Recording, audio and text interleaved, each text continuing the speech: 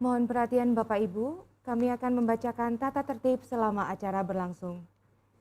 Pastikan daya perangkat elektronik Anda terisi dengan baik.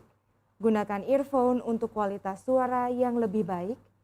Gunakan atau pilih virtual background yang telah disediakan. Mohon gunakan kolom chat dengan bijak dan baik. Pastikan jaringan internet Anda stabil. Dan selama acara berlangsung, peserta dimohon menghidupkan fitur kamera dan mematikan suara. Selanjutnya kami akan membacakan kiat jaga kesehatan saat berkegiatan. Yang pertama, jaga jarak minimal 1,5 meter. Yang kedua, selalu pakai masker. Ketiga, rajin cuci tangan. Yang keempat, siap selalu dengan hand sanitizer. Yang kelima, jaga kebugaran tubuh dan konsumsi vitamin secara teratur. Yang keenam, hindari berbagi pemakaian benda pribadi. Dan terakhir, saling mengingatkan pentingnya protokol kesehatan.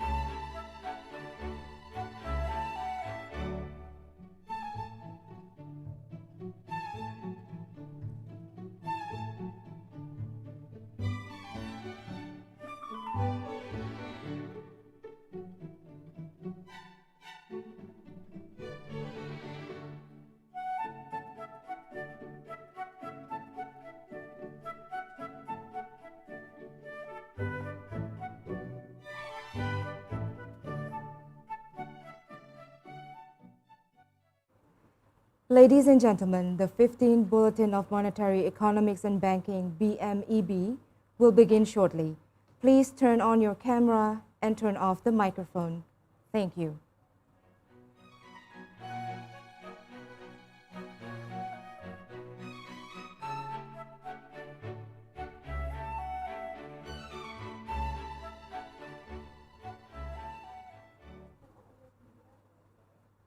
Ladies and gentlemen, please rise for the national anthem, Indonesia Raya.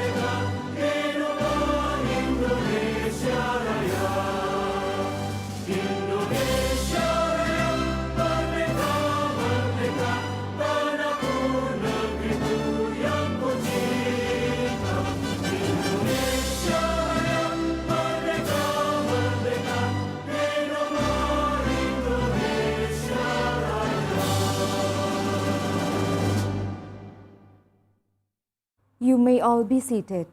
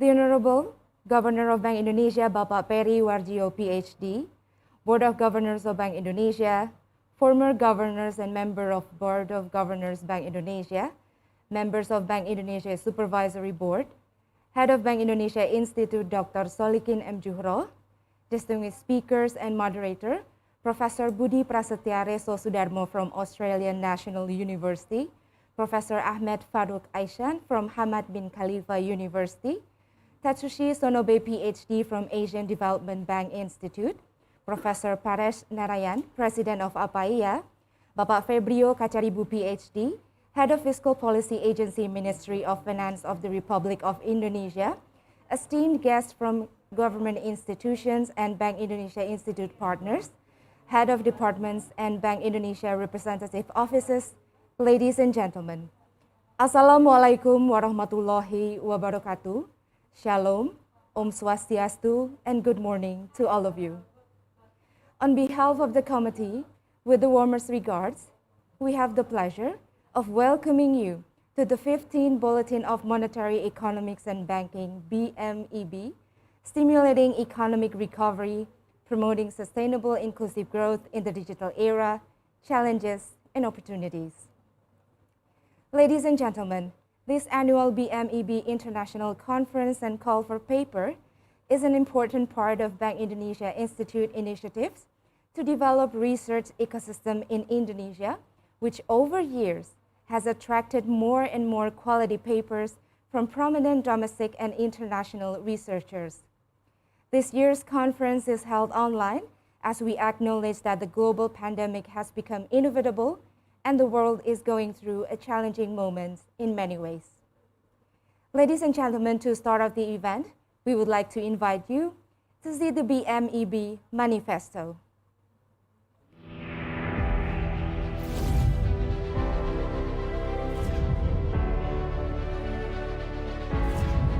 The Bulletin of Monetary Economics and Banking, or BMEB, is Bank Indonesia's international flagship journal on monetary economics, finance, and banking. BMEB was first published in 1998 by Bank Indonesia as an Indonesian language quarterly journal. From 2003 to 2017, BMEB has successfully indexed by Google Scholar, ISJD by the Indonesian Institute of Sciences, Crossref, and ASEAN Citation Index. In 2017, BMEB accepted for inclusion in the Science and Technology Index of the Ministry of Research, Technology and Higher Education of the Republic of Indonesia. These achievements in line with the Board of Governors' strategic direction to enhance Bank Indonesia research activities towards an international level that marked as the beginning of the road to Scopus for BMEB. In July 2019, the Scopus Content Selection and Advisory Board accepted BMEB for inclusion in Scopus. As of December 2019, BMEB has been indexed in the Australian Business Deans Council. The achievements continue. In May 2021, BMEB was ranked as a journal in the Scopus second quartile on the basis of the Simago Journal and Country rank, on par with other world-class journals.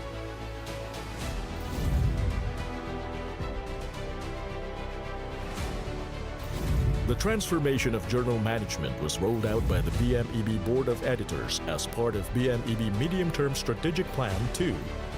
Enhancing the journal infrastructure through improvement of the journal website and its content, as well as the transparency of the editing process. Equip the editorial process with anti-plagiarism software, digital object identifier, and Scopus subscription. Strengthening strategic partnerships. With the Asia-Pacific Applied Economics Association in 2018, strengthened the journal editing framework and processes, and to improve on the quality and country diversity of the submitted papers. In addition, a collaboration with top Indonesian universities is established to strengthen the review process and improve the quality of papers submitted by Indonesian authors from local universities. Improving international exposure and visibility through presents itself at the Financial Management Association Conference and American Economic Association Conference in the USA. Organizes a joint call for papers and co-editing with partner Scopus Index journals during the 12th, 13th, and 14th Annual BMEB International Conference and Call for Papers. Going forward, we will continue to develop BMEB as a reference journal on central bank policy, economics and finance in emerging market and developing economies.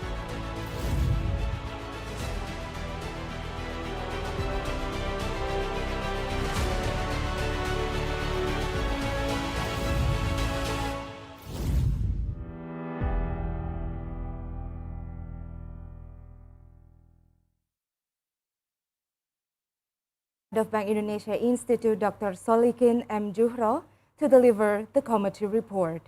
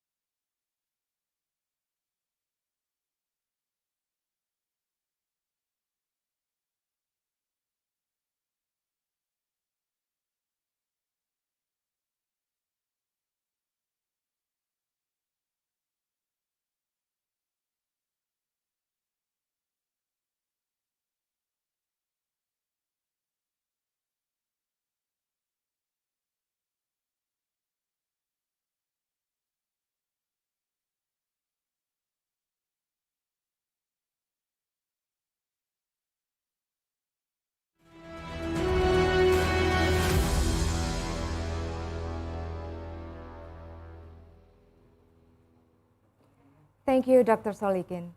And now may we have the honor to invite Governor of Bank Indonesia and BMEB Editor-in-Chief, Bapak Peri Wajio, PhD, to deliver the keynote speech and to officially open the conference.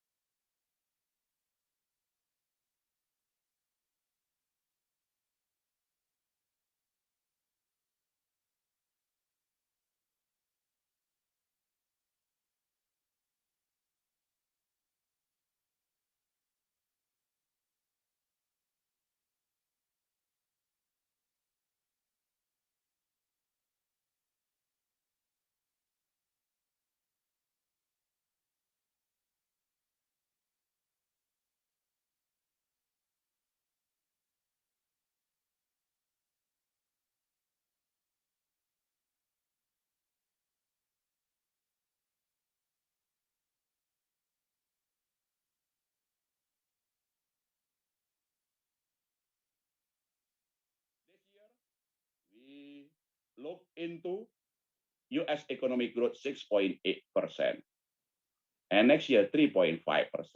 China 8.4%, 5.5% next year. But look at other countries. Europe now start rising. But look at the emerging market and developing countries. Because the ability of doing the vaccination, the ability of fiscal stimulus and monetary policy stimulus is not as large with compared to advanced country. So we need to recover. But beyond that, to be stronger, to be more resilient through, of course, policy that I will be talking about, fiscal policy, monetary policy, as well as also reform. The second challenge, digitalization. Back then in 2019, we talking about already rising digitalization. The need for central bank to integrate national digital economy and finance, to accelerate digitalization payment system. Back then, I was talking about Indonesian blueprint of payment system 2025. Here we are after 18 months of the pandemic. Mobility being limited. We cannot go to groceries. We cannot go to the banks. We cannot also cater our need of many need for the economic and financial transaction. And digitalization of the payment system becoming the game changer. Digitalization of national economic finance becoming the game changer, but as well also supporting the economic recovery. And this is what we are facing. The new aspect of central bank digital currency. The central bank need to accelerate joining together to formulate. Otherwise, the private digital currency will be flourishing. And then the capability of the national economy to cater the need of financial transaction, to support the economic growth, and to the essence of the central bank function of monetary policy, macroprudential policy will be challenged. The third challenge that we are facing now is inclusion. Look at the impact of divergence of the economic recovery around the globe. Look how the impact of those divergent economic growth to the inclusion, to the poverty, to the rising debt. Some of the emerging market and developing market that we are seeing the need for financing the fiscal stimulus, of course, there to support the social program, to support the SMEs. But the financing in that is limited. And many of them need to borrow the rising debt. So inclusion is not about only accelerating the SME, but also addressing poverty, addressing inequality, addressing job creation, and beyond that, also solving the debt problem. The fourth challenge that we are seeing is the need for the green economy and finance. I often contemplate myself what got message through the pandemic. Why the virus spreading so quickly around the globe? Why people need to be limited work at home? Back then, in the eve of pandemic. But now I realize, and I'm sure you realize, during the night, look at the sky. The sky is blue, which is from the pollution that humankind create from the past. So the message of this pandemic, we need to be blue. We need to be green. We need to develop the green economy and finance. And beyond that, we need to be sustainable economic development. For us, for inclusion, for poverty, but also for future generation. This is the four challenge that we are facing today. Once again, from diminishing globalization, accelerating digitalization, and how we need to continue and prepare new civilization from the pandemic, which are the four challenges. Resilience, including how we need to prepare the exit policy. Second, digitalization. Third, inclusion. Fourth, green and sustainable economic development. This is the topic that we are need to discuss in this conference. Let me now turn to the second aspect, which is as governor of central bank, governor of Bank Indonesia, I'm thinking very much using of my knowledge and experience from study, from, of course, doing the policy making, as well as from experience from one crisis to another crisis. I never seen this challenge that we are facing before. We never seen this complexity of the challenge, extraordinary problem that we are facing in the history. We may compare to the ASEAN crisis, global financial crisis, which is coming from the economic and financial problem. We can compare with SARS, Hong Kong SARS flu, or Spanish flu back then. But the scale and the complexity of the problem of this time much greater. We need to use of our knowledge and experience. But beyond that, we cannot walk alone. Synergy, synergy, synergy. Coordination, coordination, coordination. Working together. But beyond that, to be strong, to be ensure of our innovation, and also to be spreading the optimism. Those the spirit that we need to do from the government, from the central bank, from everybody, from academicians, including from all of you.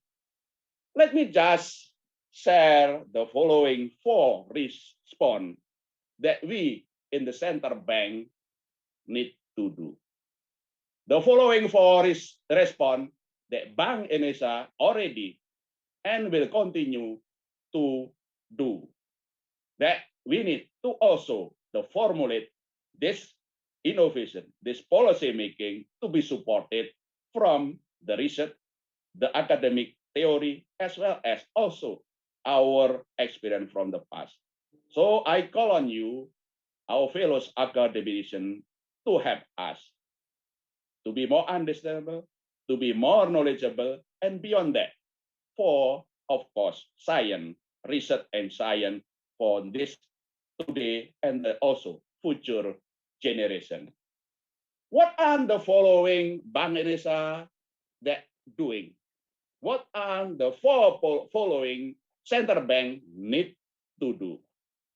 The first, more importantly, and to be even very, very important, the need for central bank to adopt and implement central bank policy mix. This is my strong belief. And we have thanks the Indonesia since 2010 already formulate and implementing central bank policy mix. The mix of monetary policy with macroprudential policy, with the payment system, with financial market deepening, as well as with the inclusion. Let me just share with you how central bank policy make already and will continue to be backbone of the Bank Indonesia. Addressing the Fed tapering, the global spillover, we do not only rely from the interest rate policy. We need to also stabilizing exchange rate. During this very complex and unforeseen market uncertainty is very big.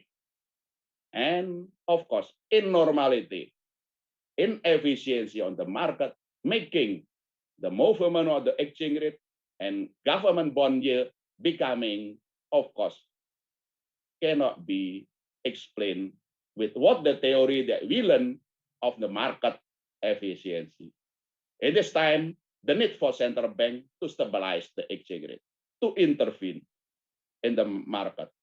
Indonesia, we intervene through the spot, domestic non-delivery forward, of course, also purchasing government bond from secondary.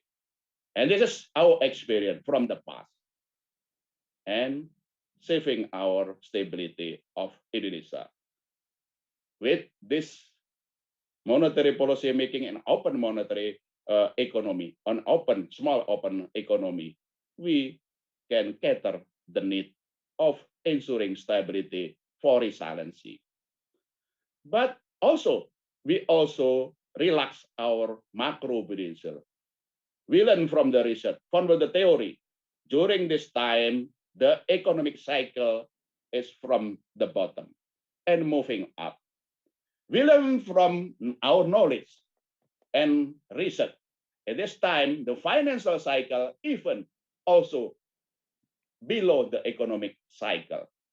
So monetary policy cannot walk alone. Need to be supported by accommodative macroprudential policy.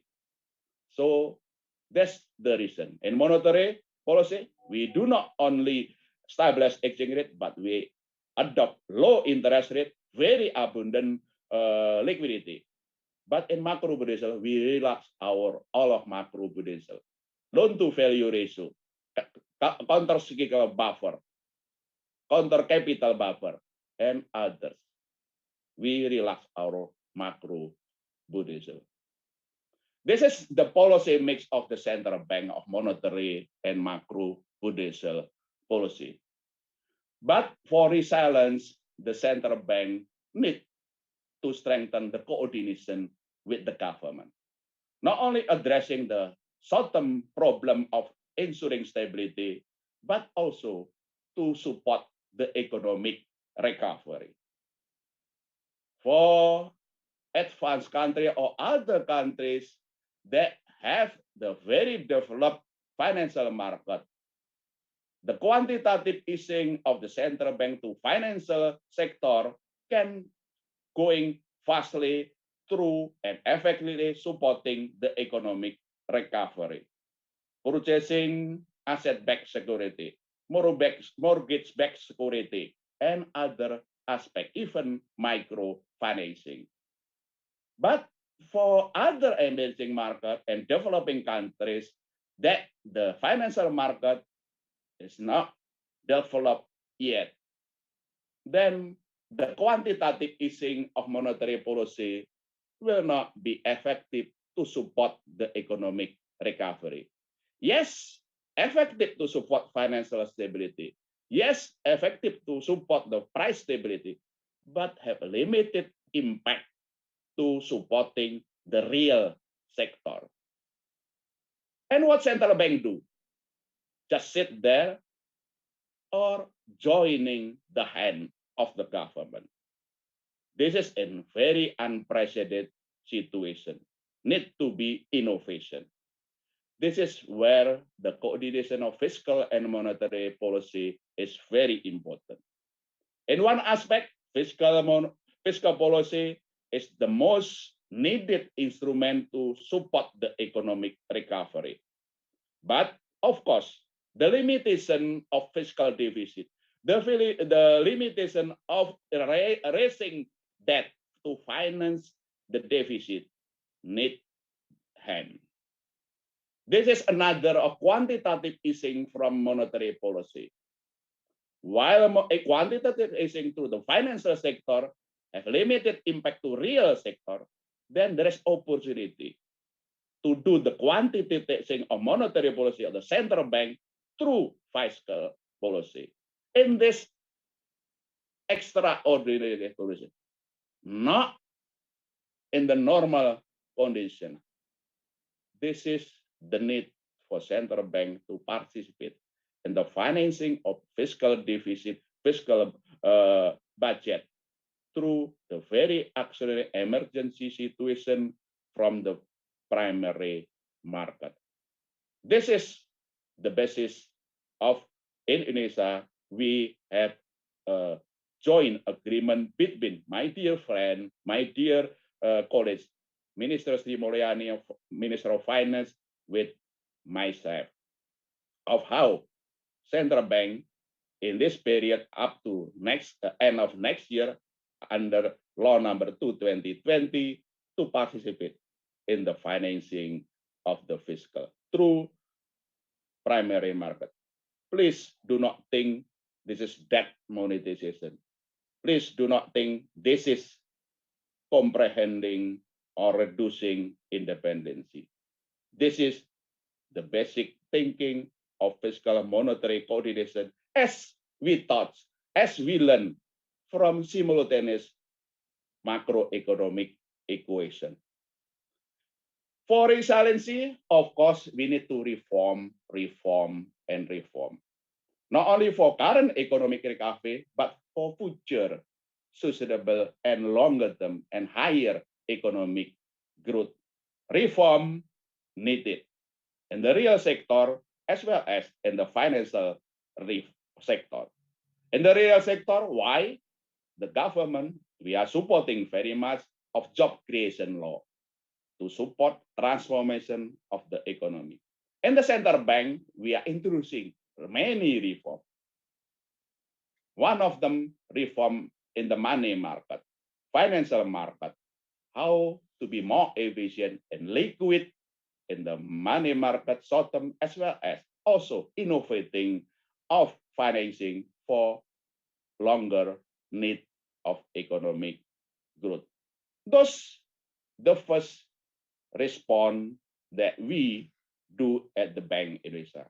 Those the first response that we do sincerely also needed in other central bank, especially in the emerging developing market. The need of central bank policy makes to be stable. The need for also coordination of fiscal monetary policy to support the economic recovery, and the need for reform in the financial market, especially to support longer-term productivity, efficiency in the economy. Let me turn to the second response that we do in the Central Bank of Indonesia, Bank Indonesia. And this is also true, and we do think important for other country, which is how Central Bank take the leadership in the digitalization of our economic and finance. Thank goodness in 2019, we already introduced Indonesian Blueprint of Payment System 2025 without knowing that would be coming pandemic. Thank goodness in August 2019, we already introduced QR Indonesian standard to make more easier for people to do the transaction in the economic and finance. And this is one of the game changer. Thank goodness we already ushered our digital banking. Thank goodness that we also integrate our national economic finance, not only digital banking, fintech, and e-commerce, but also consolidating our industry. Digitalization of the payment system and national economic and financial digitalization becoming the game changer during the pandemic. For example, the transaction of e-commerce, Indonesia this year increased more than 48%. Digital banking increased, growing by 30%, as well as the electronic money growing by more than 35%.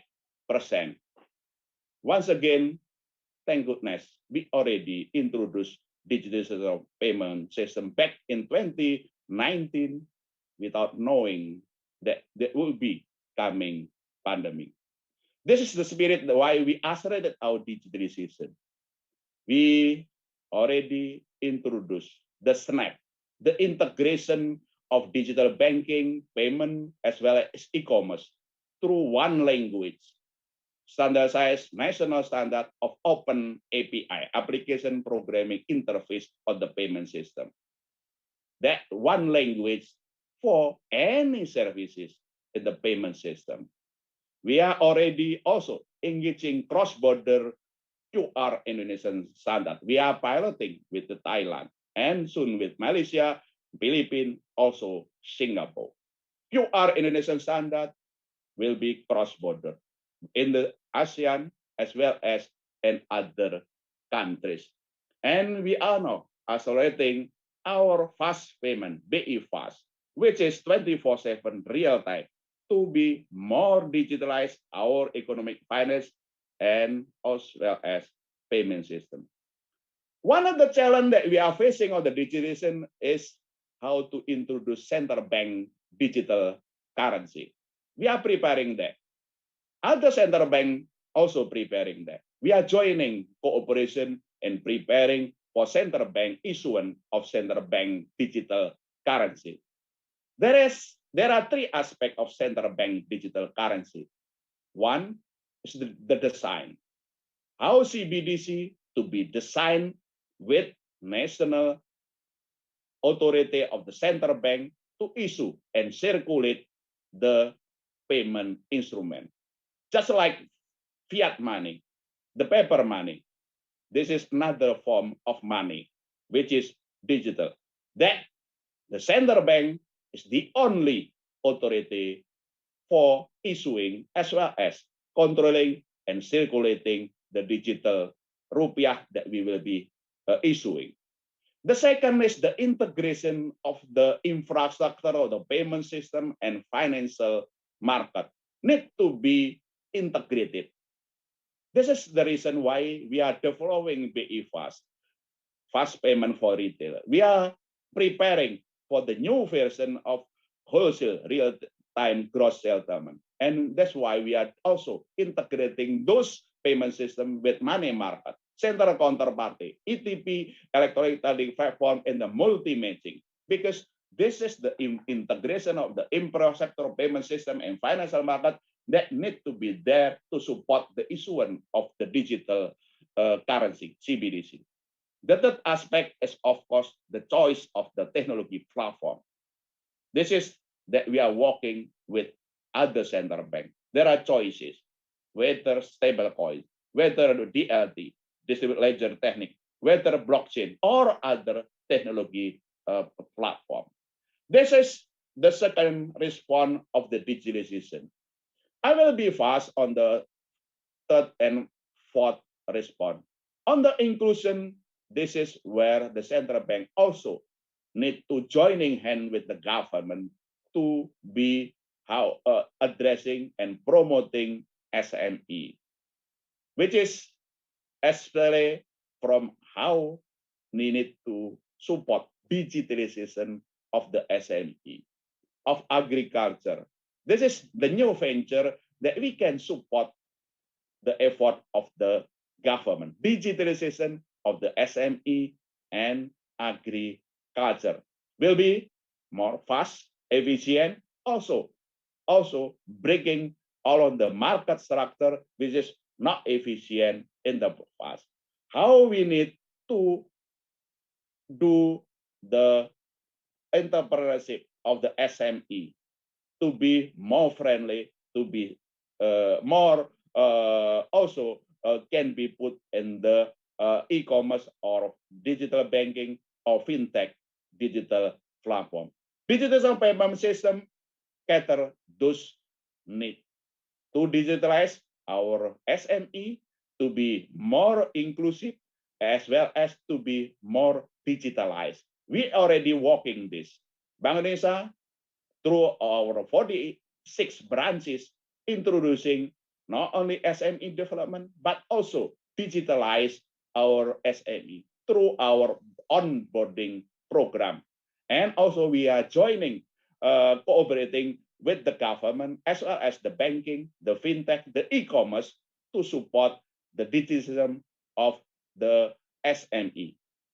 This year, our target of QR Indonesian standard of the merchant is 12 million, and we will be increased for the next year, thanks to the banking, digital banking, thanks to e-commerce, thanks to all of the payment system industry and the government, central and local government, and most of all, thanks to our 46 branches throughout the country that introducing digitalization of the payment system to be more inclusive. Last and the fourth response of the central bank of the sustainable, of the green economy and finance. This is the new venture that we are joining.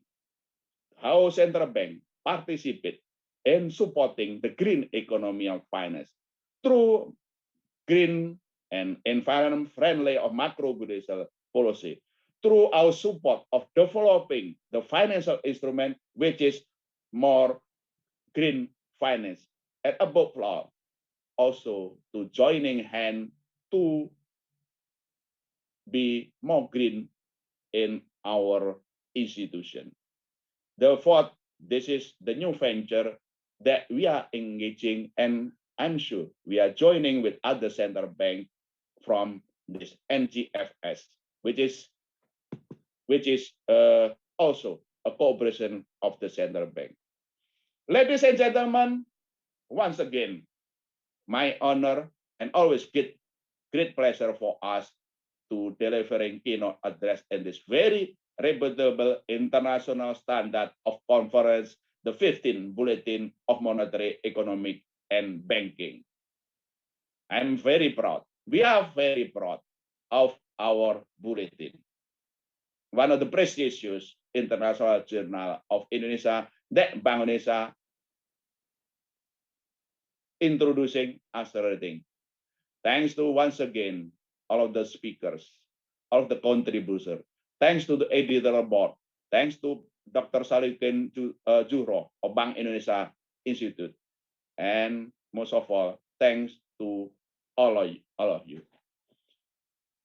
With the blessing of Allah, God Almighty, thereby I officiate the opening of the 15th Bulletin of Monetary, Economic, and Banking. Thank you very much.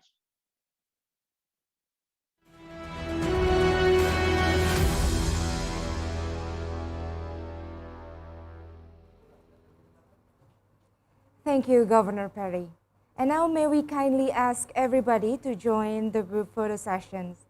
Group photo sessions will be taken in 2 sessions, and each sessions will be counted 2 times.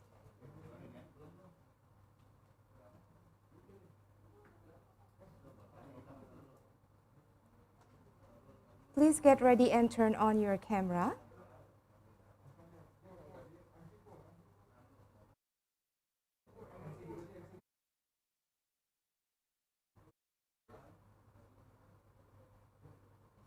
The first photo.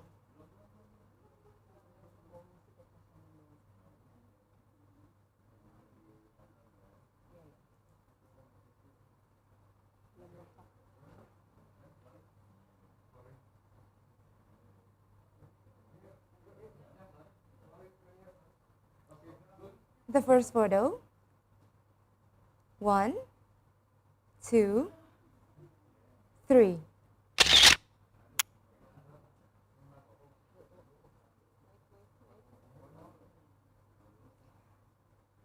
Once more.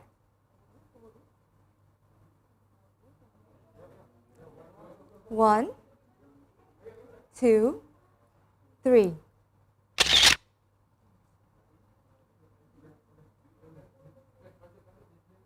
And now for the second session. 1, 2, 3.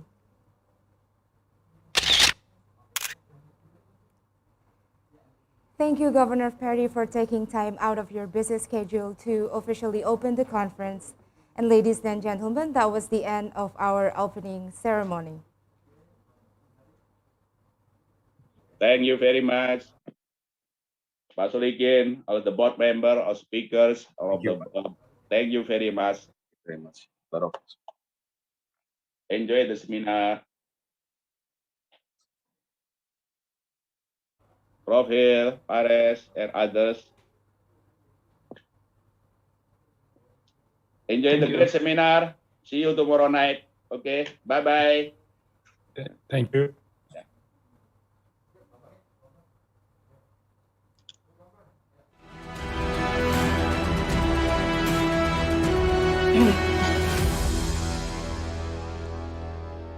Alhamdulillah. Distinguished guests, ladies and gentlemen, we shall begin our main agenda today, plenary session on sustainable development growth amidst pandemic COVID-19. May we inform to all panelists that you will be assisted by the committee to present the materials, and you may as well give comments on which page should be displayed. To lead this discussion is Professor Paresh Narayan.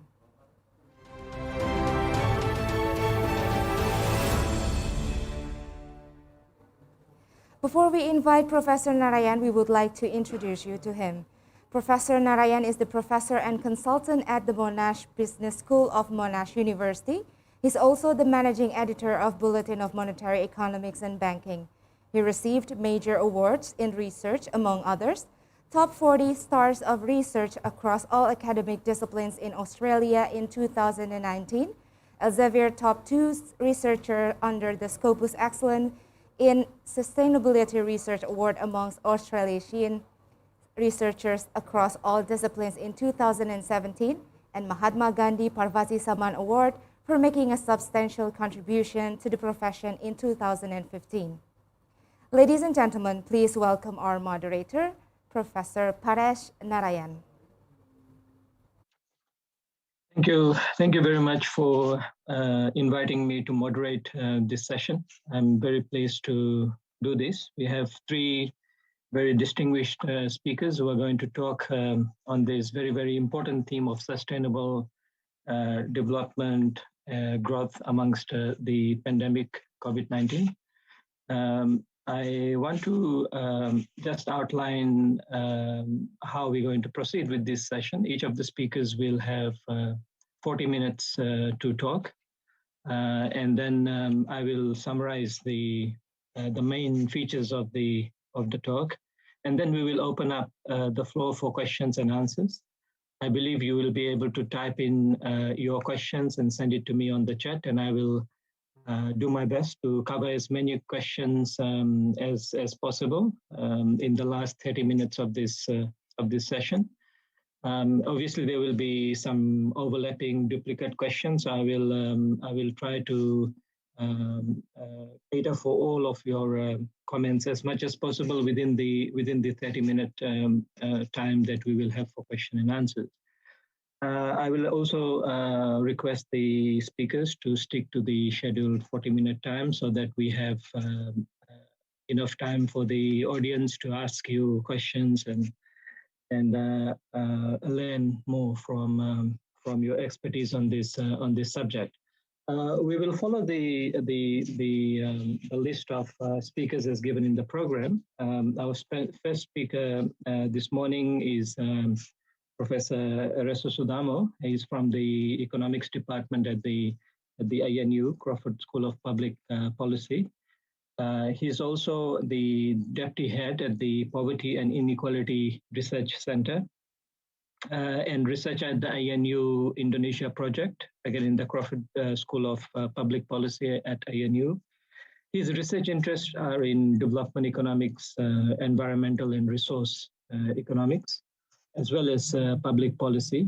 He has published extensively on these subjects, both in journals as well as in edited books over the years. He's currently the president of the Asian Association of Environmental and Resource Economics.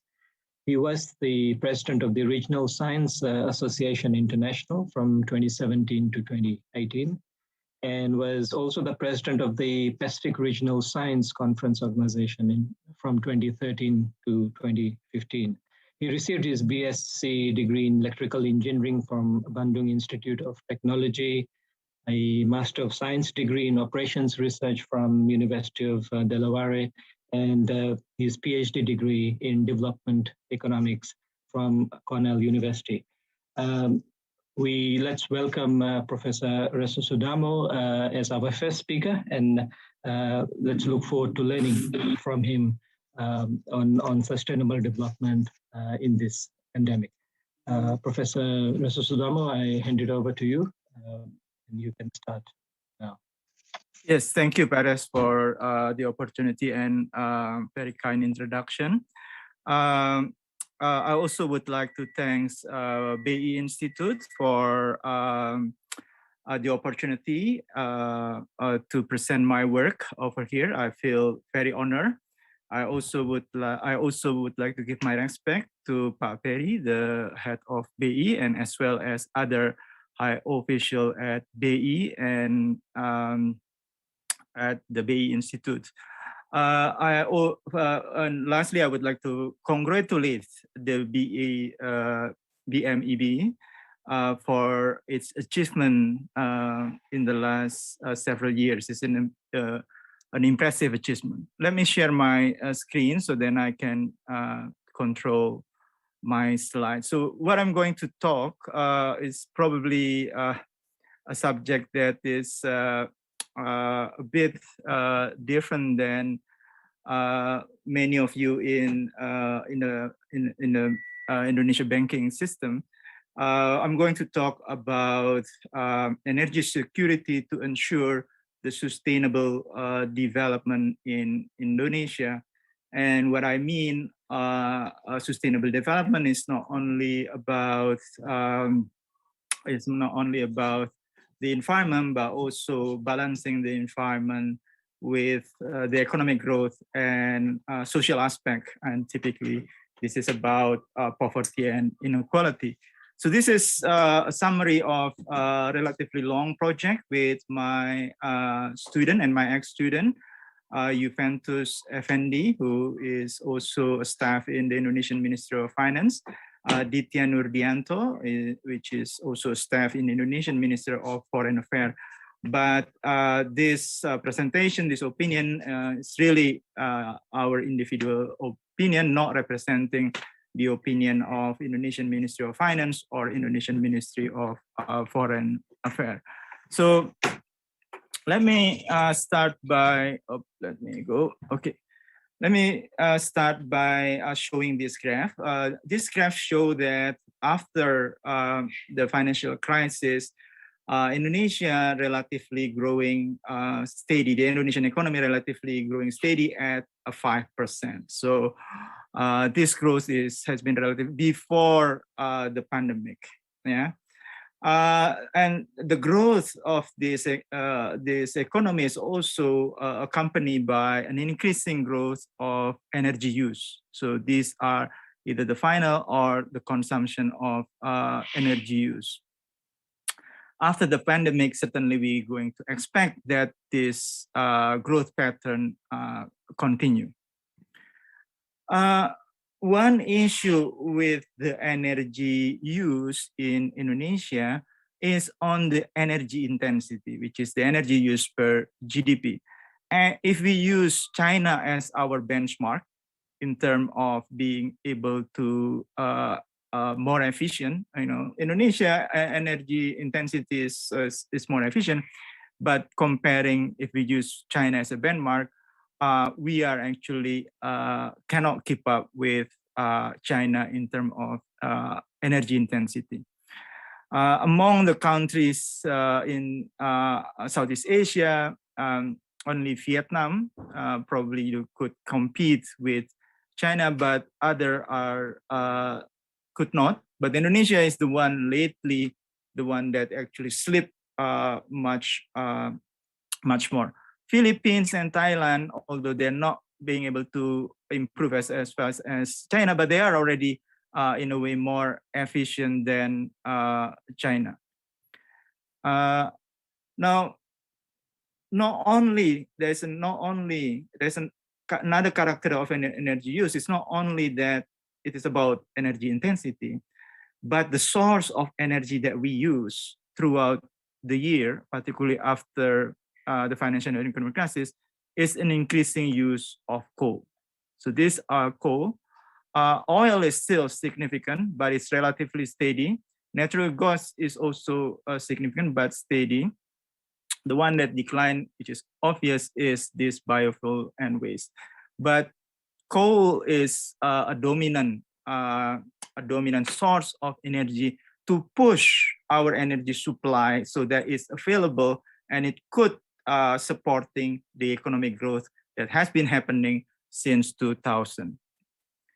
Now, one thing that we need to also see that is that our crude oil is not limited. The production of crude oil has been declined. Yes, it is because of the price of oil, but also reserve has been much more difficult, so more expensive to extract. And so since several years, at least since 2012, we have been next importer of oil. So one aspect that we need to remember is that it could be that the way that we pull our oil during the 70s and 80s might be too much considering our reserve. And so that right now we cannot really compete in terms of exporting our crude oil. So if we back to our energy, this component is could be problematic. Unless we are rich, we could always import it. Coal production is happening very fast, and a lot of all coal production are exported. We are among the top 5 coal exporter in 2010s, even though, for example, our coal reserve has been much smaller than Australia, for example. This use of coal production has implication on CO2 emission, which is not trivial. This graph show that source of our carbon emission from coal, oil, and natural gas, which are the most significant energy sources in Indonesia so far. And you can see that from this graph that the main source of Indonesia CO2 emission increase is coming from coal. Comparing, yes, others oil and gas increase, but the increase of coal is pushing our emission much faster. The implication of those, the way that we use our energy and the way that we use our reserve is that Indonesia is among the top 10 global emitters. If we take into account non-energy, we certainly among the top 8. But even though we do not take only come from the energy sector, we still among the top 15. So either way, Indonesia CO2 emission is problematic. So from the story that I've been mentioning, 2 things come up. One is that we have been actually use our source of energy intensively. And so in the future, we might rely more on importing energy. It is okay, but there is a question on energy security. On the other aspect is that the way our style in using energy, creating us a problem in terms of our contribution in CO2 emission. So the other aspect from the Indonesian development, although we have been successful in reducing poverty, but reducing poverty to achieve the SG target seems to be still challenging. Because in the last period, the declining of poverty has been slowing down compared to during the Suharto era. So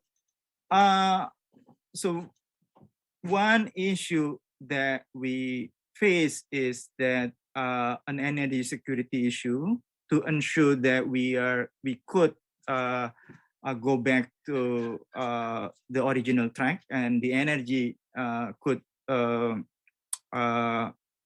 support that growth path, but also taking account the environmental consequence, as well as to ensure the process of poverty alleviation is an issue in Indonesia. Open trade would certainly be helpful, but might not be enough. Two options to manage the country energy security are, in our opinion, as follow. One is that participate on regional energy integration, which is physically connecting Indonesia energy distribution network with those in Southeast Asian countries, as well as in East Asian country. This could be oil and gas pipe, but also could be electricity cable network, and developing a one market energy system. So then it could ensure our energy supply as long as we are effective in using them, and so we could buy. The second option is extensive use of renewable energy. Indonesia located in the tropics, it could be rich of that, particularly solar, wind, and hydropower. And one important thing is that addressing this issue sooner would be wiser. Otherwise, this issue could hamper future sustainable development in Indonesia. And we need to see the pandemic as an opportunity, although it is also a burden for us. So these are the COVID pandemic situation. It recently increased quite high, but declining soon, particularly due to the successful of vaccination in Indonesia. This is the first vaccination, and this is the second vaccination. But what I would like to argue is that, yes, we do have a contraction during 2020 and 21. That means economy for a while slowing down. But this is an opportunity to resolve the issue of energy security. And we could use this opportunity to shift our energy path into a more cleaner energy and to ensure the continuation of a poverty alleviation process. Ross Garnot in Australia call it a time for reset. So we might want to also follow the idea of resetting our energy strategy.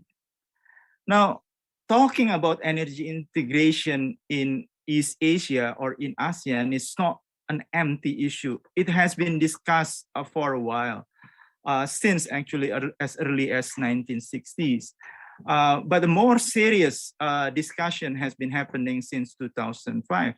Regional energy integrated market in East Asia most likely will be implemented. And this could have an impact to us.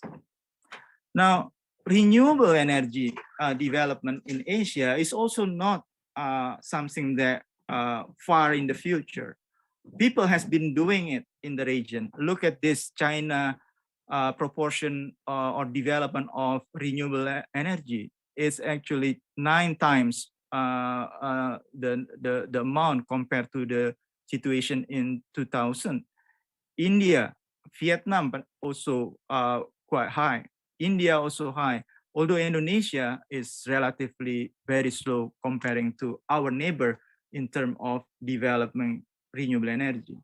So so this is an opportunity for Indonesia. We should look at it as an opportunity.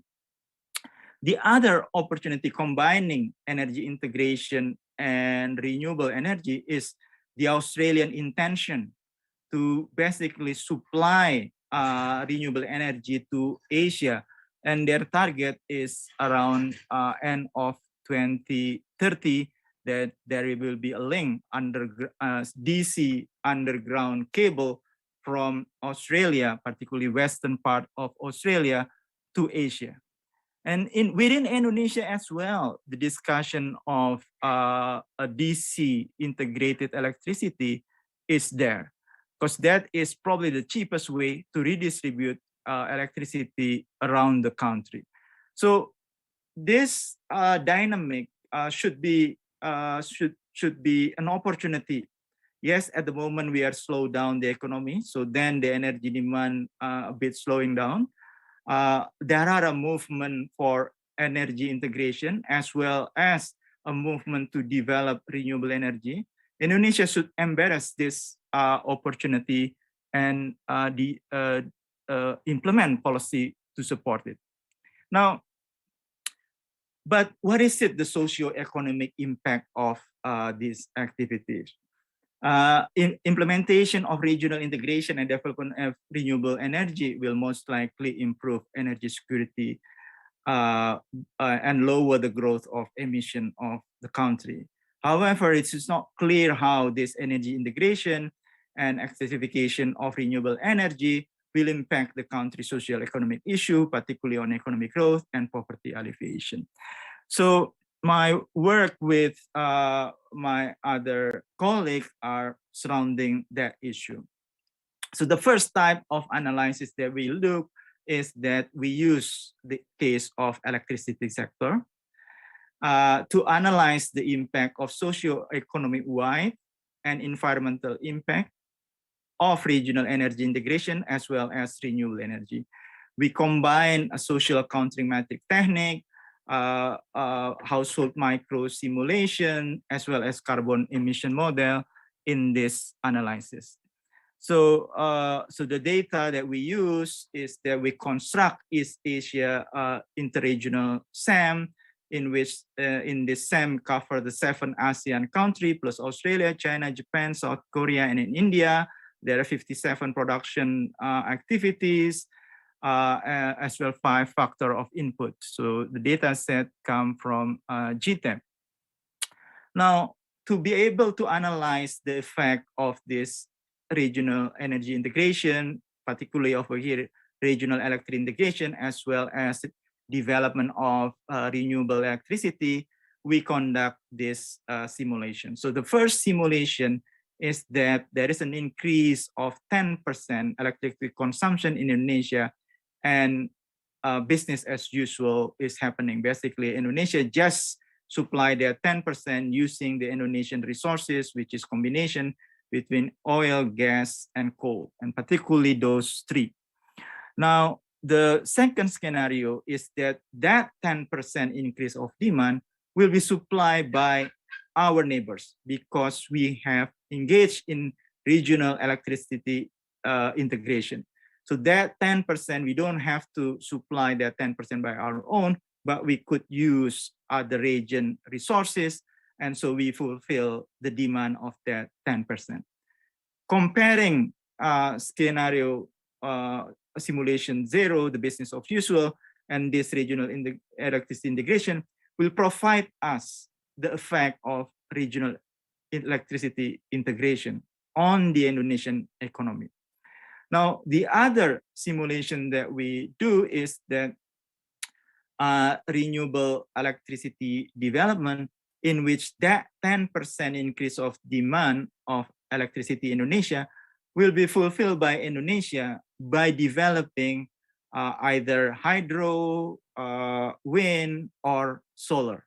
So comparing this group of simulation with the business as usual will provide us the effect of development of renewable electricity on the Indonesian economy, as well as on the CO2 emission that come up from Indonesia.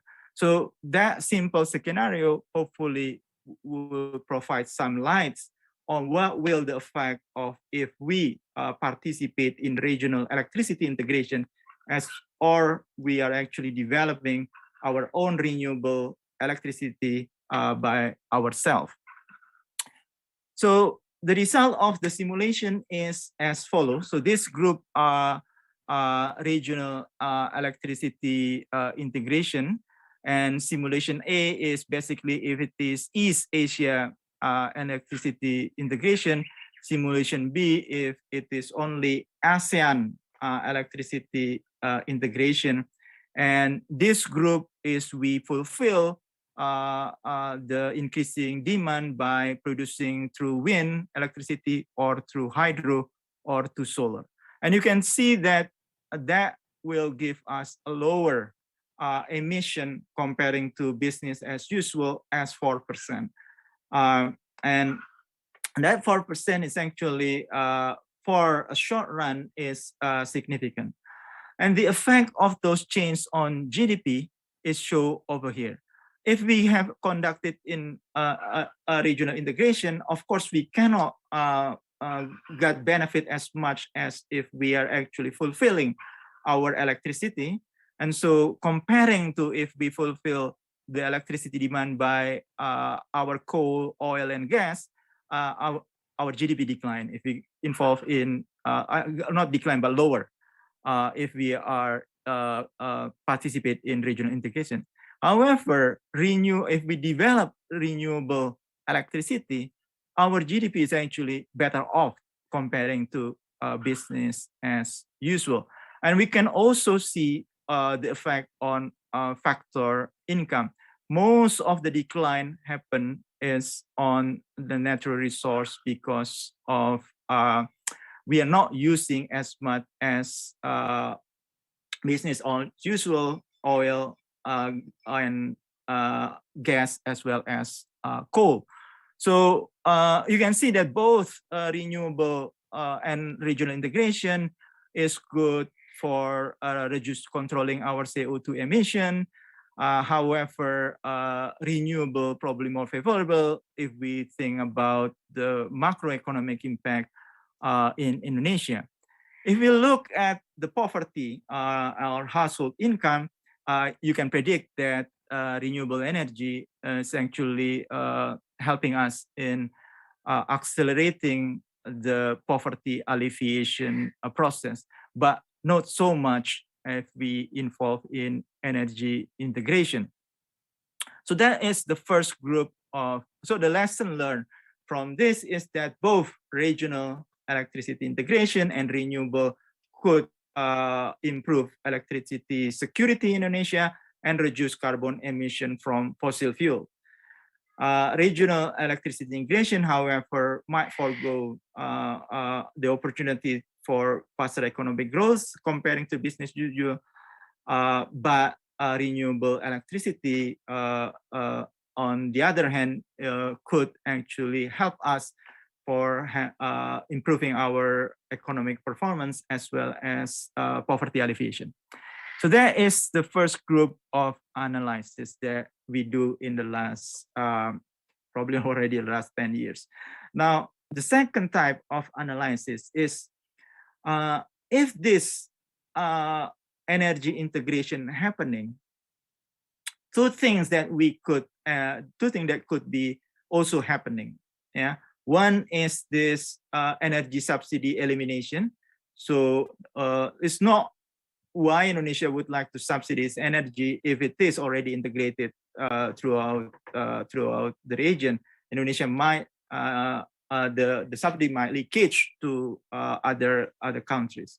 The second is that it also gives a confidence for the country in the region together to implement carbon tax, because everybody is doing that, so you would like to do that.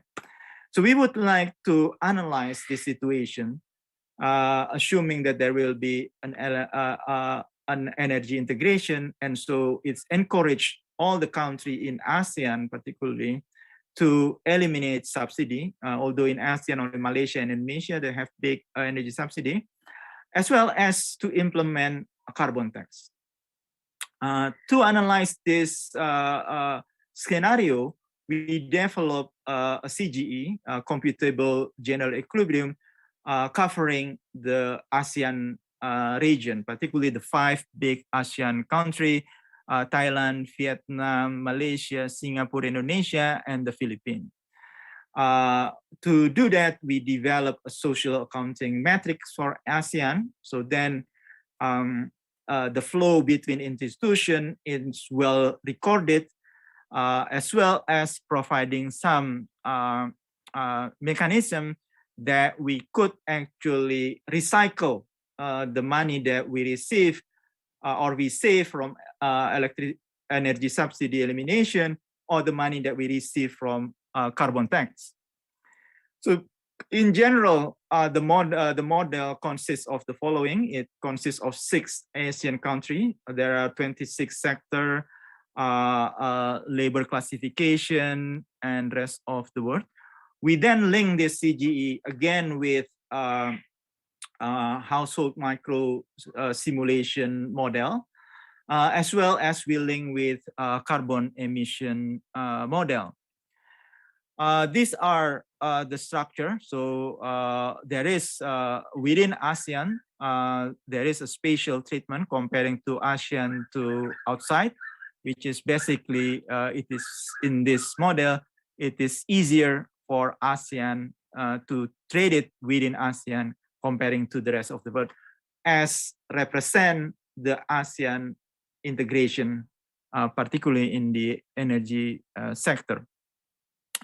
So the scenario that we developed to analyze is that, well, scenario 1, sorry, forget this A and scenario 1 is basically we remove fuel subsidies, and mostly are Indonesia and ASEAN, and government who received or having this saving because they don't have to pay for the subsidy, use 50% of them for social safety net, which is distributed to low-income households, both in rural and urban area, in the form of cash transfer. Simulation 2 is that, again, fuel subsidy was removed, but the way that the government recycle the saving is through industry in the form of reduction of value-added tax. Simulation 3 is a carbon tax of $10 per ton of CO2, in which the income, 50% of the income, is distributed back to household, to poor household in both rural and urban area in the form of cash transfer. So this is a social safety net. And simulation 4, I'm sorry, there's a typo over here, is carbon tax of 10%, and government redistribute those 50% of the tax revenue to the industry in the form of value-added tax reduction. So we would like to see what will the effect of this scenario. To represent the effect of elimination of energy subsidy, as well as an implementation of carbon tax. So, okay. So this group is the elimination of subsidy, and this group is carbon tax. This group is distribution to poor household. This one is recycled through industry, so that represent that. And so this is simulation 1, 2, 3, 4. In terms of carbon tax, this is not really comparable because the size of carbon tax and the elimination of subsidy is not the same in terms of dollar. But you can see that energy subsidy and carbon tax both are effective in terms of reducing or controlling our CO2 emission. A 10% carbon tax could reduce our carbon emission from the energy sector as much as 3%. And either energy subsidy elimination or carbon tax, the effect on the economy is actually trivial. So one thing I need to warn you is that this result is not combining carbon tax and elimination. But carbon tax, Indonesia and Malaysia still contain some energy subsidy. So carbon tax over here is basically, in a way, could be also seen as energy elimination. That's why all these are positive, because energy subsidy in a way create distortion on the economy. So then when you eliminate the subsidy, the economy could actually perform better. So that is basically why the GDP is positive. And all sectors are relatively okay, except services in terms of energy subsidy, because a lot of this energy going to services, which is contained many of the informal sector. But carbon tax is surprisingly when it is recycled through the industry, the agriculture could not really benefit it, because all the value added is actually going to the manufacturing sector. So when we look at the income on household income and poverty, elimination of subsidy is in general, particularly when it is distributed to the poor, is reduce our poverty significantly. So this is, remember, this is the data on 2005, in which Indonesian poverty is still close to 20%. So elimination of energy subsidies in 2005, the size of 2005, is actually could help reducing poverty a lot. It's not that so on carbon tax, because the poor is also affected by carbon tax. When you distribute it, it's not could not fully compensate, but the change on poverty is relatively small. So lesson learned is that both elimination of energy subsidy and carbon tax might not contribute on energy security. There's not really a direct link, but they are effective in reducing carbon emission from fossil fuel. And both are not hamper the growth of the economy. And recycling to the income to the poor certainly would benefit poor household, and so supporting the program of accelerate poverty alleviation in the country. So I'm faster than the timing. So what is the final remark? Number 1.1 is that both regional energy integration and development renewable energy could be effective in improving energy security. And energy security is important to shoulder the growth of the Indonesian economy, particularly after the pandemic. And so we need to use this opportunity to basically reset our energy policy. The additional benefit of renewable is that it promotes economic development and poverty alleviation. Regional energy integration, on the other hand, could be an effective vehicle to promote elimination of energy subsidy and the implementation of carbon tax in the region. Although it is not clear whether elimination of energy subsidy and carbon tax would increase energy subsidy, but elimination of energy subsidy and carbon tax is an effective measure to control the growth of carbon emission. Elimination of energy subsidy and carbon tax actually allow government to accumulate extra income And if the government recycling this extra income to the poor, it would accelerate poverty alleviation process. So at the end, combination of these four policy might be needed to improve energy security of Indonesia, as well as to ensure the sustainability of Indonesian economic development, i.e. sustaining relative to high economic growth, poverty alleviation process, and low carbon emission. Thank you. That is my presentation. Let me stop sharing. Okay. Thank you very much for your very interesting insights on energy poverty, CO2 emissions, and so forth. I request all the participants to make a note of your questions and send it to me on chat. We are going to take those comments at the end of the presentations. What I will do now is move to our second presenter this morning, Professor Ahmed Asen. He's professor at HBKU and the program coordinator of the PhD and master's programs.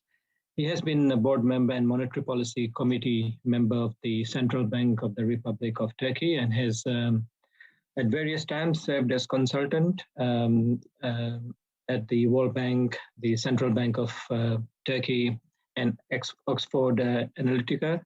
Dr. Asen has published many academic papers on this subject and has received several awards from various associations.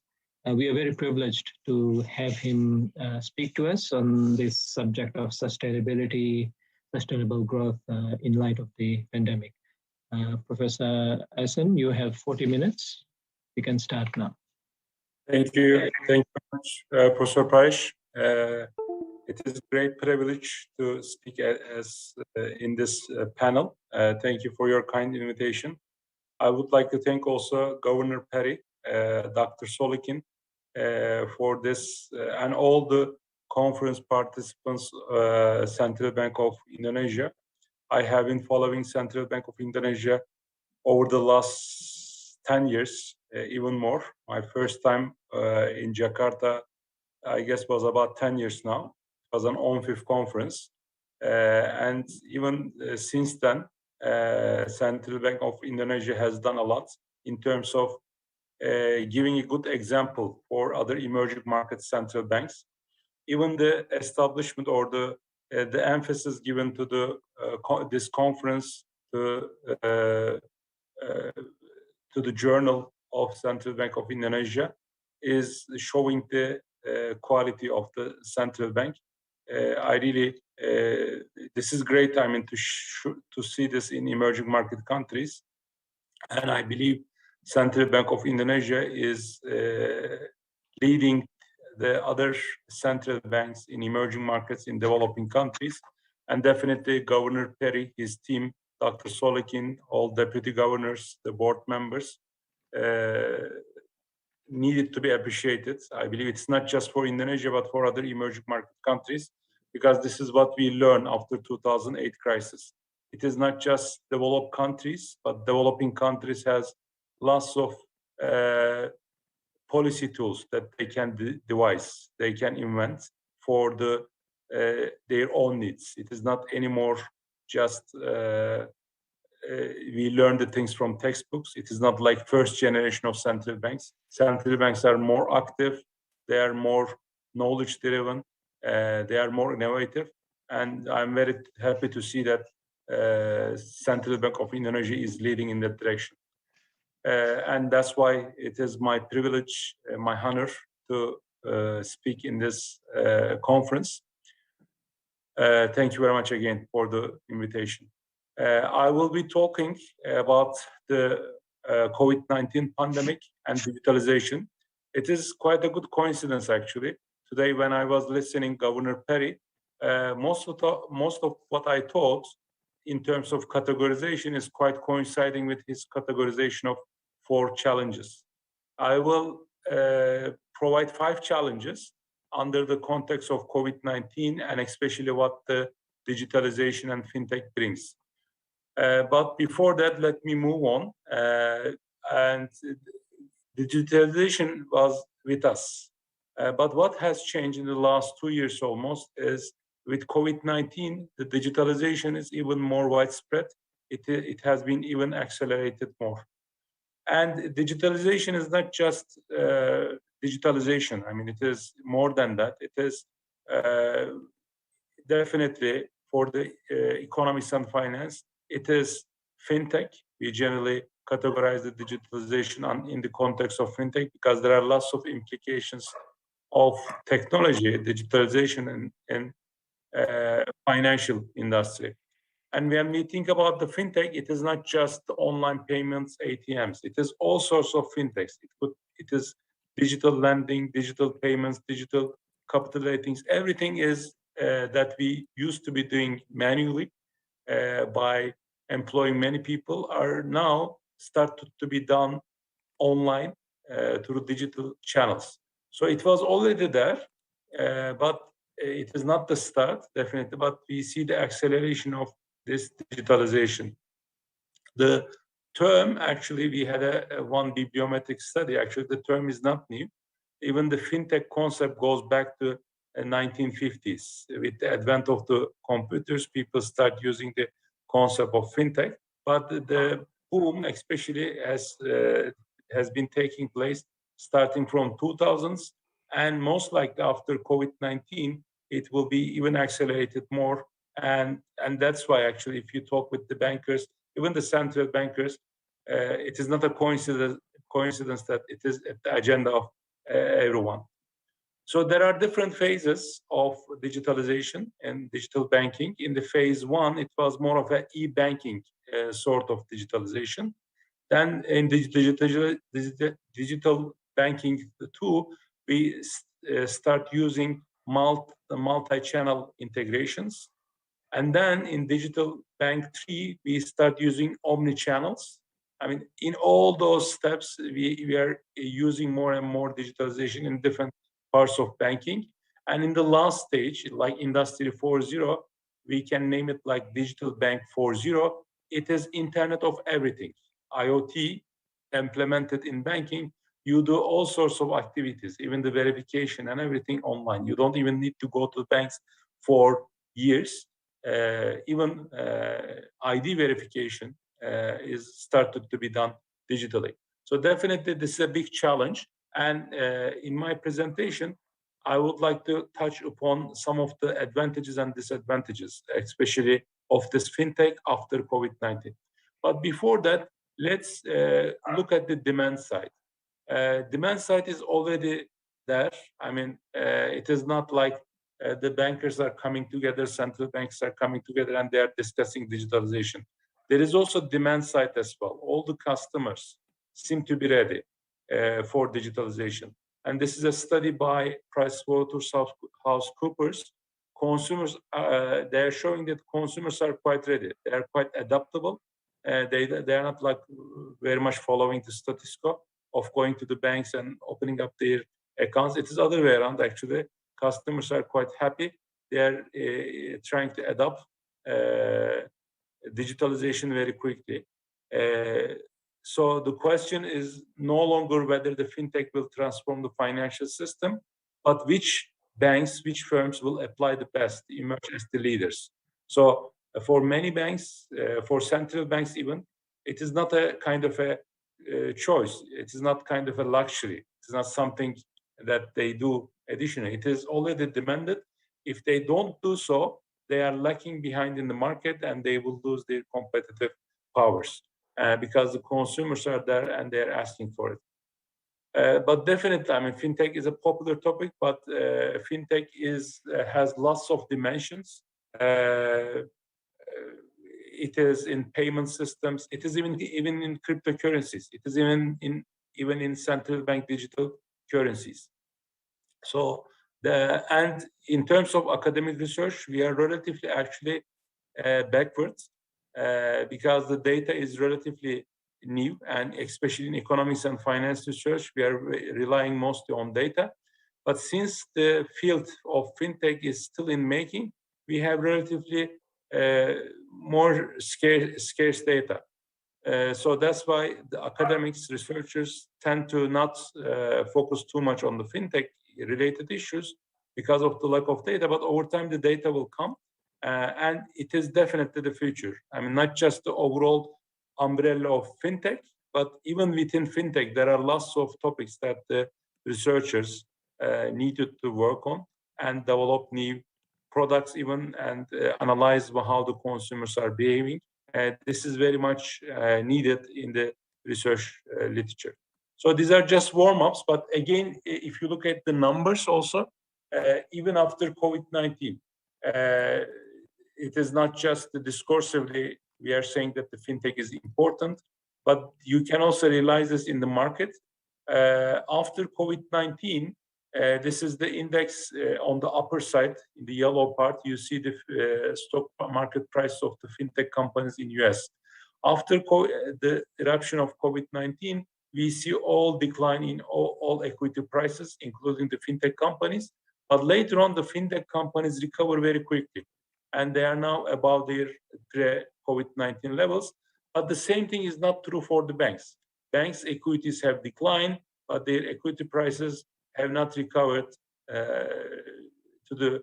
as compared to the period of before the period of COVID-19. So it is not sometimes this sort of shocks happening, and it also accelerated structural change.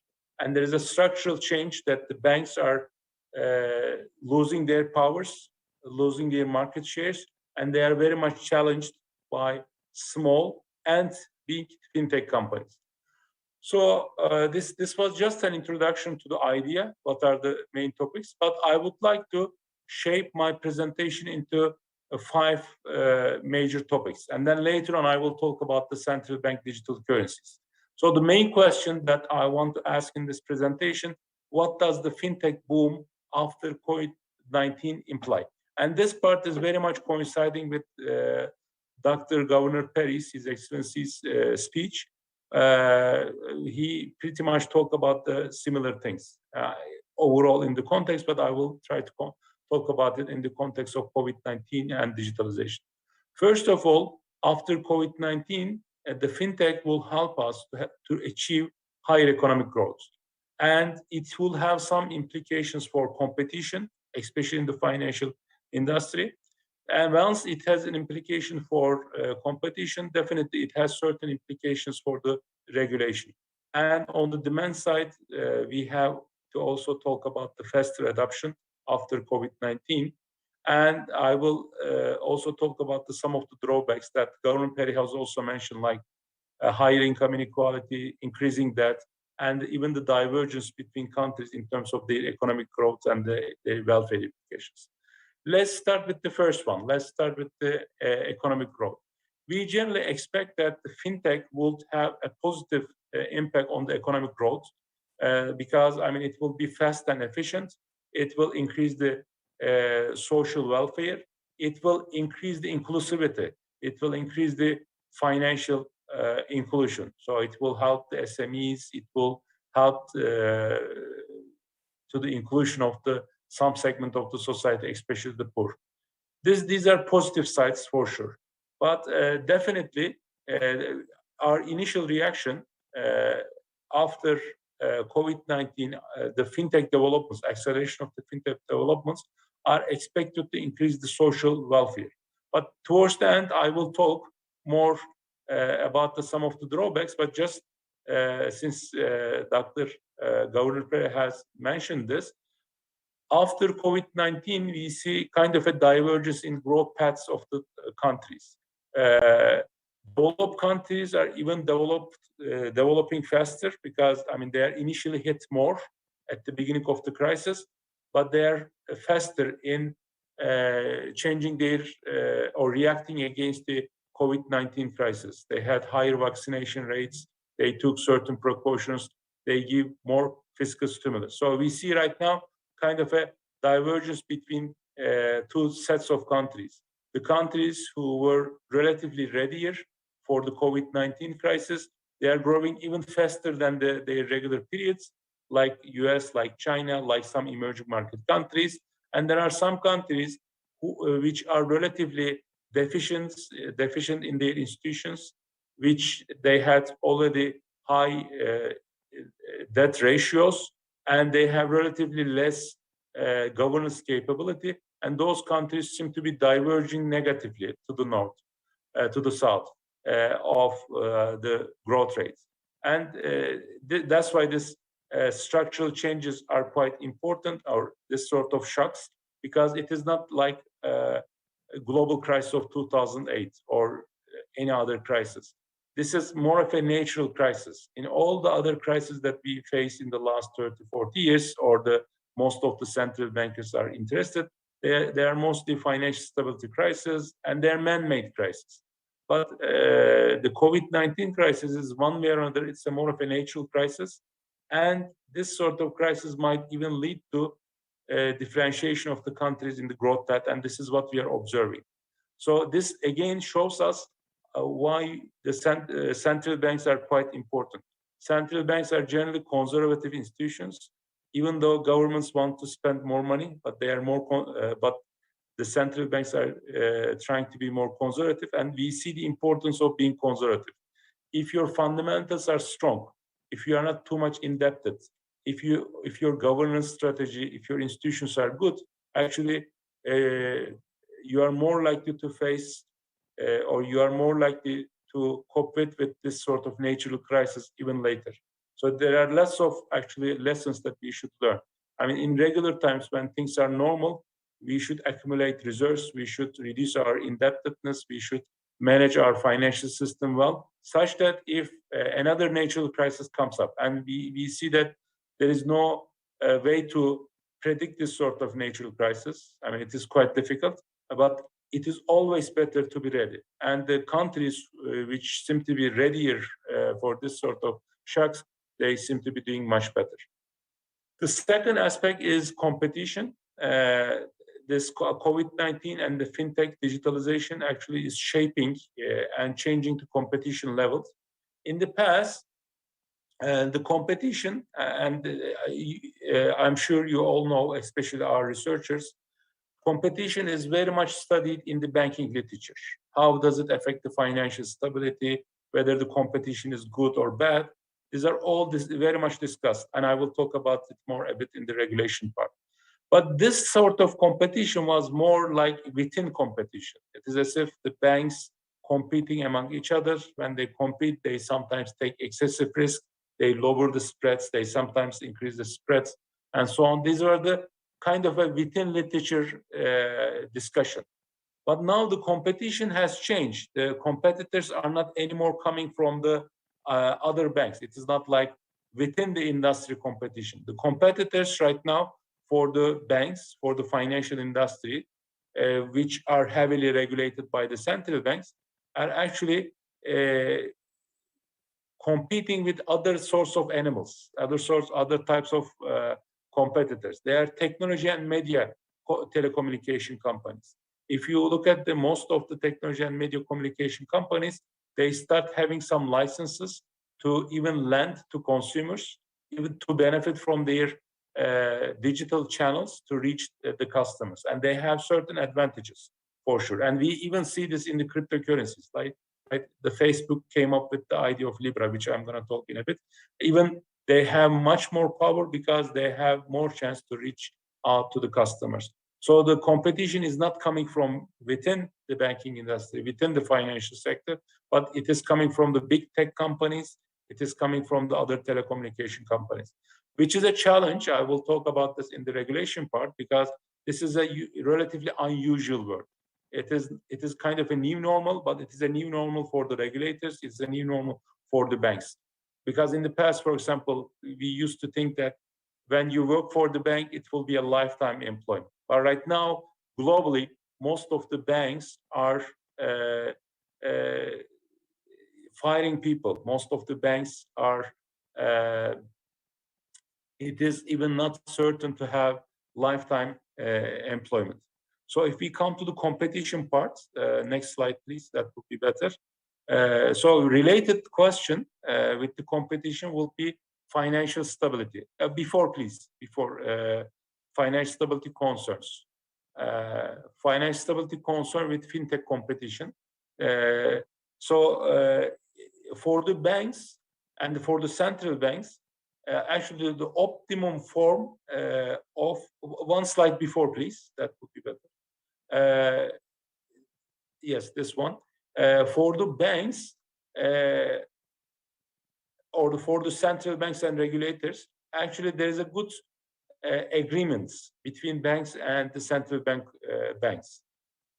In the literature, we don't want too much competition, right? If there are too much competition, the banks will undertake even riskier investments, and there is a moral hazard always because we don't have we have a fractional reserve system, so the banks are lending not their own money but the others people money, and whenever there is a crisis, definitely regulators are there to help. They don't have any other choice. There's a time inconsistency problem, even though they say they will not help and the banks should be careful and so on. But definitely, we all have seen this even in 2008 crisis. Even in the most liberal countries, the central banks are there to help to rescue the economy in times of the crisis. So that's why there is a good balance between competition and regulation. And the central banks would like to regulate the banking industry for sure, or the financial system. But now the financial industry is not anymore just composed of the banks. I mean, most of the emerging market countries, especially, are dominated by the banks in their financial sectors. And the central banks and the regulators and banking regulation and supervision agencies, for example, in some countries, are quite strong. Even they can determine the stuff of those. Even they can determine how much equity they should hold. There are lots of regulations, starting with BIS 1, 2, 3, 3+1, 3.1, and so on. I mean, this is very much studied topic. But right now, the challenge is we have fintech companies coming, and some of them are very small. Fintech companies in the payment industry, in rating, in the sub-disciplines of fintech, but some of the fintech companies are very big. The big tech companies are there. For the big fintech companies, it might be difficult to monitor them. And for small ones, they are so small, worth of monitoring. But at the end, they might pose certain systemic challenges. So it's a big dilemma for the central bank. So my point is that business is not as usual for the banks, for the central banks, and for the regulators in general. And we will be discussing this more in the upcoming years because the fintechs are still growing up. When they grow up, they will be even more systemically important, especially big tech companies. So next slide, please. The fintech and the financial stability issues started to be discussed in the literature. Again, there are relatively few papers stressing on the data dimension.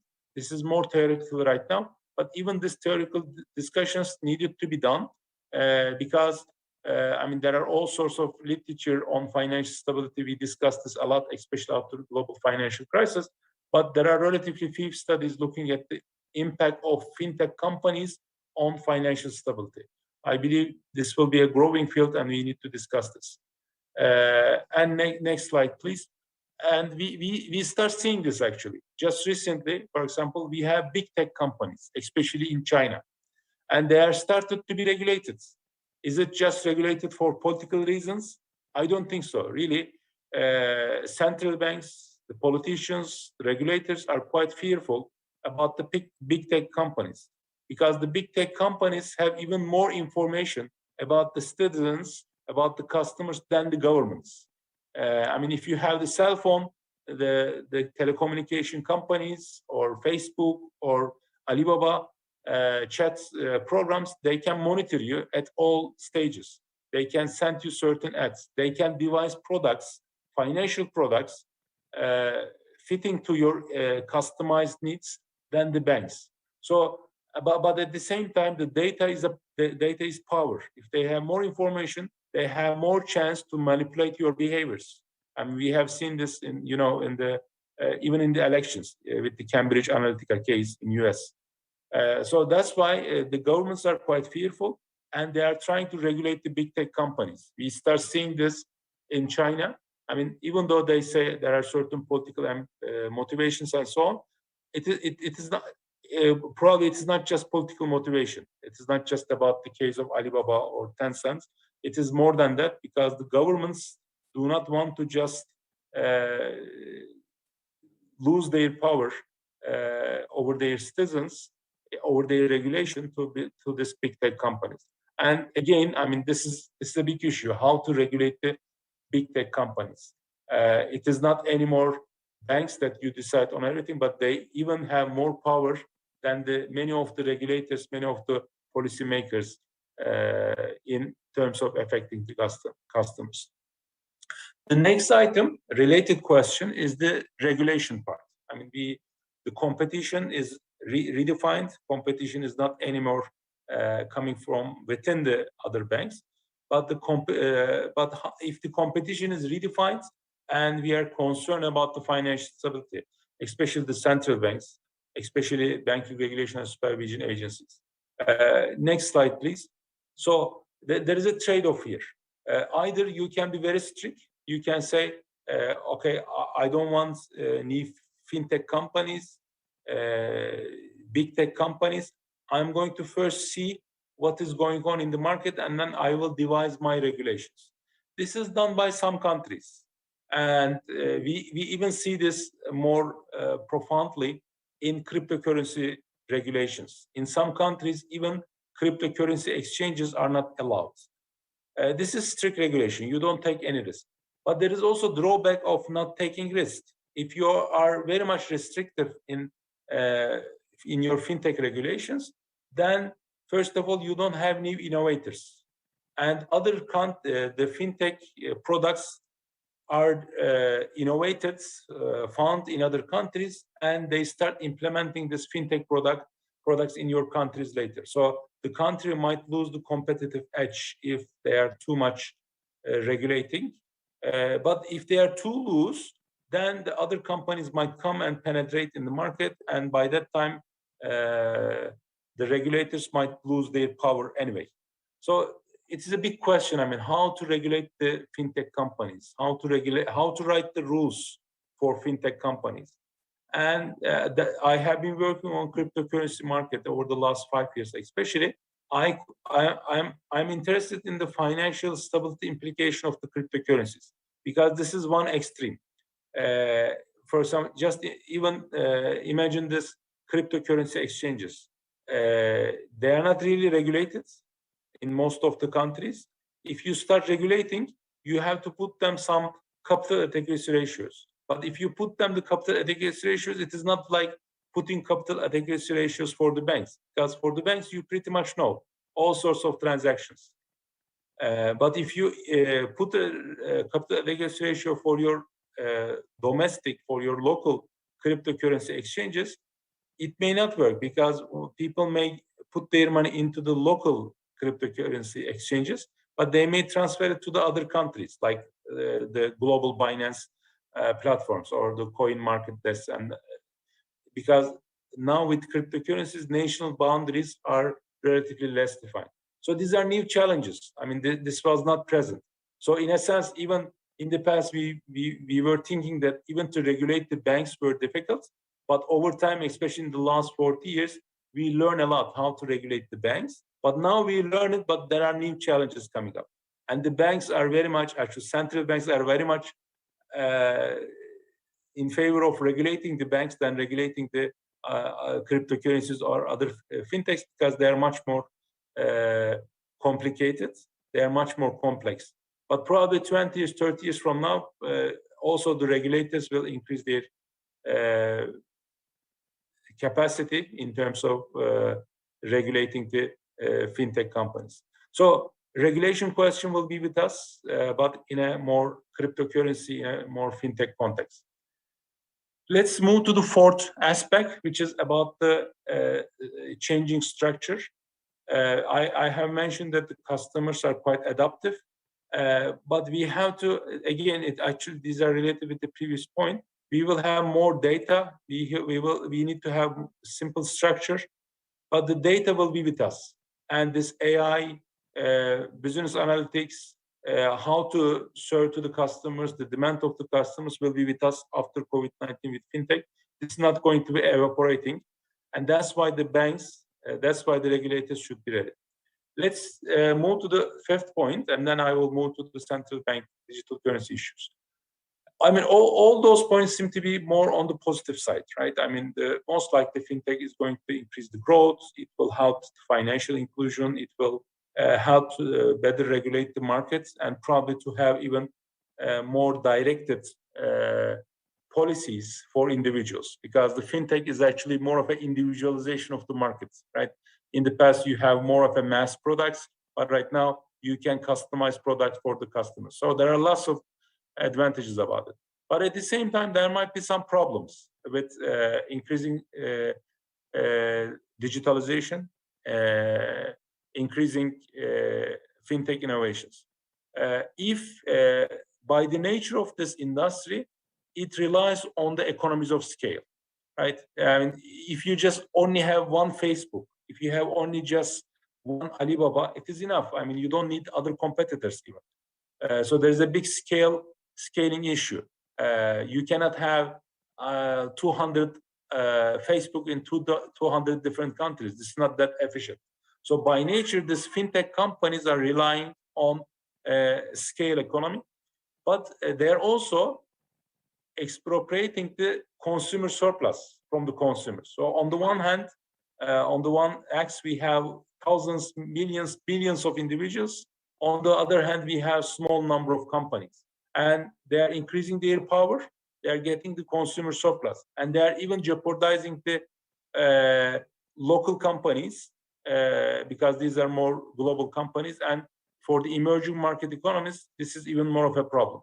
And this is a general discussion, by the way. I mean, we have more globalization, but this globalization has increased the income inequality. And this is what we observe, and especially after COVID-19. There is no coincidence that people start discussing new, more social liberal economy, where social capitalism needed to be inserted, not just in China, but also in US. People should have some sort of a subsistence level of income or the minimum income such that they will be able to consume. If you don't have the consumers to consume, even the capitalist economy, the market economy of today will not function. So there are this sort of arguments started to be pronounced more. And this is definitely related with the technology. If we don't have the technological improvements, then we will not have this much of income inequality. Another aspect is the wealth inequality. This is very much discussed by Daron Jamoğlu and others. And I believe this is also going to be with us. I mean, this is not something of an immediate discussion. We will continue discussing this over the last 10 years or so. So let me also move to, these are my first observations, and these are the major challenges, 5 points I mentioned. But the next issue is what sort of world is waiting for us after COVID-19? So what is the post-COVID scenarios? In the post-COVID scenarios, I want to highlight 4 main points. First of all, as we observe, there are new industries coming up. Even the fintech companies, even the cryptocurrencies are like new industries. After COVID-19, we will observe more of new industries coming up. So we should be ready as regulators, as people who are looking for opportunities, even for the academic research, right? I mean, even for academic research, there's the new industry of cryptocurrency market. And there are lots of papers started to be written, especially after COVID-19. So we will observe more digitalization, but this digitalization will also bring certain standardization, and this could be quite helpful. Even more importantly, in banking, I believe we will observe more merger and acquisition. One of my students, for example, is working on the topic. It is quite a lively topic. Many of the banks within Gulf, in many parts of the, even in US, we observe more merger and acquisition. There's a shock, and after this sort of crisis, we anyway observe more merger and acquisition. But it is not just about the economic shock. It is about the structural change. When you look at the most of the merger and acquisition cases, they generally try to adopt new companies with digital advantages, such that all the firms in banking, in financial industry, are trying to improve their digital skills. So Also, at the same time, we observe the rise of, and related question, by the way, in Islamic fintech companies are also another topic that that will be in rise after COVID-19. I should mention this as well. And another, the next slide, please. We see the rise of big data, and this will be with us. I mean, AI, business analytics, it will be analyzing the consumers and providing the needs of the individual customers will be even be more with us. So next slide, please. Again, you see the merger and acquisition activity here. It is increasing after in the last after COVID-19. And the next slide, please. We at the same time we observe new markets. For example, we observe the rise of cryptocurrencies again. We see non-fungible tokens, for example. I mean, this sort of literature was not around even about 2 years ago. But now many of the products are sold through non-fungible tokens. And we have a new word. Non-fungible tokens are very much used in art, in gaming, and also in many of the real activities. Actually, you can use NFTs. And the discussion that the real sector is very much diverged from the financial sector.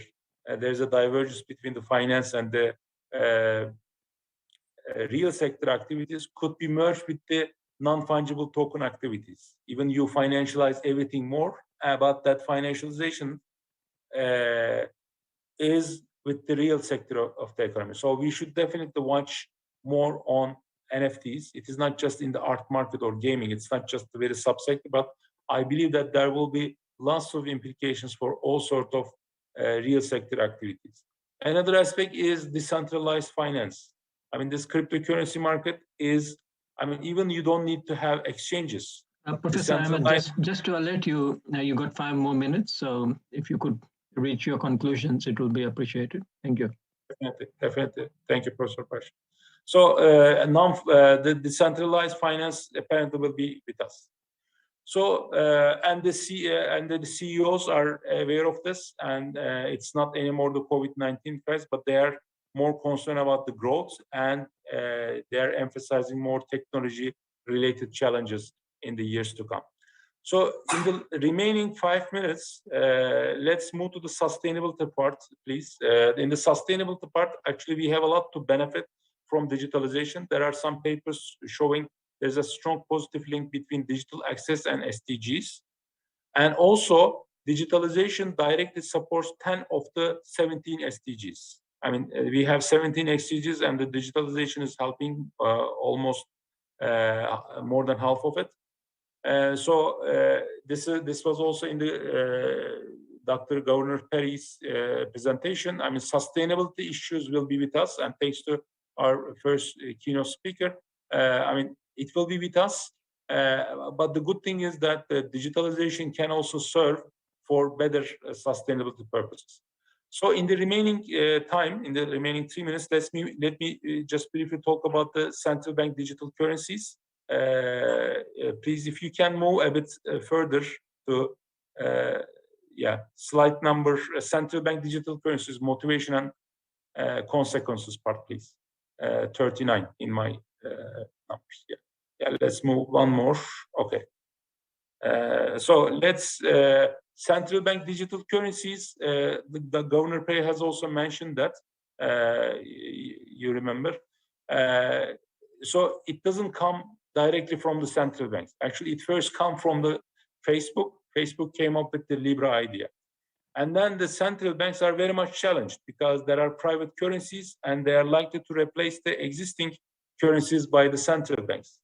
So that's why they start increasing the attention on central bank digital currencies at BIS in Basel. They are working on it. There are digital hubs. They are working on the issues. There are new reports coming up. I believe central bank digital currencies could be helpful for the central banks because when, I mean, all those financial infrastructures changing, definitely central banks need to change.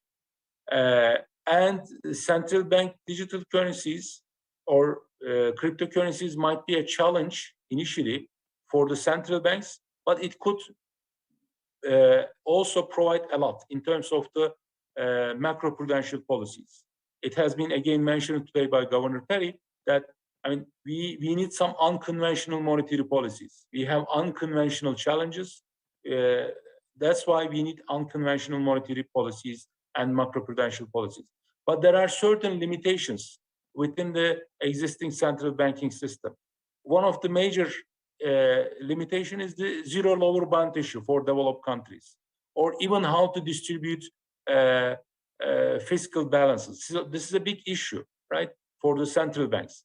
And central bank digital currencies help in that direction. For example, right now, you cannot provide negative interest rate because then people can put their money into their houses and then they don't spend anyway. But with the central bank digital currencies, at least you can say that, okay, in order to stimulate the economy, within the period of COVID-19, let's say in the next 6 months, use my currency. If you don't use my currency, your wealth that you held in the banks will be depreciated by 10%. Or if you consume your currency right now, central bank digital currency, I will give you a bonus of 10% if you consume that amount within the next 6 months. This is a big opportunity because this is also macroprudential policy. Right now, in central banking, we only use the macroprudential policies for lending-related or borrowers-related issues. But it is quite complicated because we have to first influence the banks, and the banks should influence the customers. So there's a kind of a more transmission. But in the central bank digital currency, you can devise this sort of direct measures. Even you can devise measures like you can say, okay, I will distribute this amount just for specific products. I will just distribute certain amount of central bank digital currencies to the relatively poor segment of the society. So these are all questions waiting for us. And I believe central bank digital currencies, fintechs, digitalization, all those concepts will be with us. So let me stop here, not to take too much of your time, but I believe just to, in 2 words, just to summarize, competition is redefined, regulation is redefined, even the currencies are redefined, and all those concepts are related with fintech. And if we manage this challenge as well, we can contribute even more to sustainability, and the central banks might even play even more role in sustainability issues. We start observing this, especially in ECB, even in, for example, in the quantitative easing, in buying bonds. The central banks most likely will continue buying more green bonds, green sukuk. These are going to be all in our agenda. That's why it is actually quite good to live in these challenging times, because there are lots of good topics for the researchers to think about, to ponder intellectual challenges. And again, I would like to thank all the conference participants for their patience, and for the conference organizers, even for choosing the very right topics for the conference, very timely topics. Thank you very much. Over to you, Professor Paresh. Thank you very much. Okay. Thank you, Professor Hasan. Thank you for a very interesting presentation. And your the last part of your presentation was even more exciting on digital central bank currency. So I'm sure we will pick that up in the Q&A session and discuss further. Of course, conditional on time.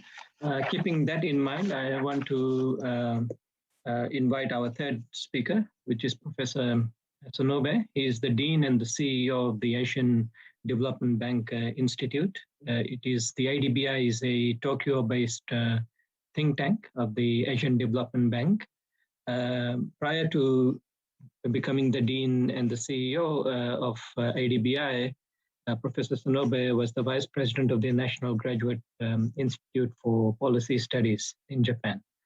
He is by training a development economist, and he holds a PhD in economics from Yale University. It is our pleasure to have you, Professor Sonobe, as one of our distinguished speakers this morning. Thank you for accepting our invitation, and welcome. You can begin your presentation now. Thank you, Professor Paresh, and for very kind introduction. And also I'd like to thank him and the BI Institute for inviting me to make a presentation in this very important and wonderful event. And also, I'd like to congratulate the organizers for the success in the call for papers. Yeah, so getting the 200 submitted papers is really impressive achievement. And the topic of my presentation today is recoupling economic, social, and environmental prosperity, which is just the same thing as green, resilient, and sustainable recovery from the COVID-19. So yeah, next page, please. So this is a very popular topic these days in all the policy dialogues. So it's kind of obvious that there is a kind of demand, strong demand for decoupling for green and sustainable and inclusive development. But one could ask a question whether we can do so. But immediately, many people would reply that even if it is difficult, we have to achieve such recovery. So in this presentation, I would ask what kind of financial facilities or technologies or what kind of policies will help us, help the world achieve such recovery. And already we have heard from Professor Lesos Darmo and Professor Ahmed Ehsan about energy transition and fintech, which are of course very, very important building blocks. So I will mention those things quickly, and then I would like to emphasize additional points. For me, it seems very important to emphasize the roles of human resource development and also international coordination and cooperation. So next slide, please.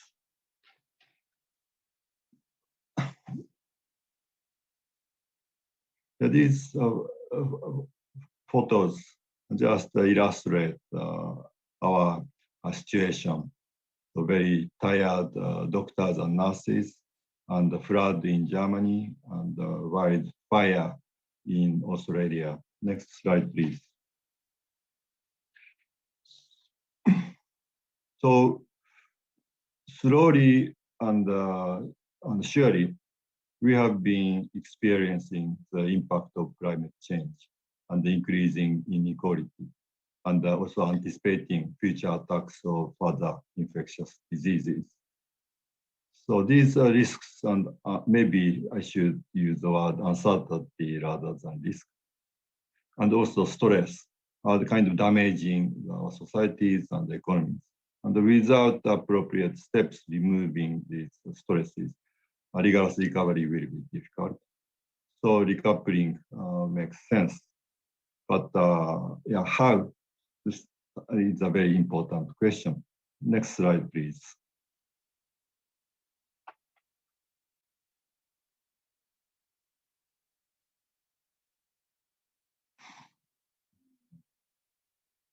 Yeah, this page just shows the trend, the increasing trend of the number of emerging infectious diseases events, and also we are having increasingly frequent attack of major infectious diseases. So we have to expect more, unfortunately. Next slide, please. And the next slide shows also increasing frequency, number of the natural disasters, major natural disasters.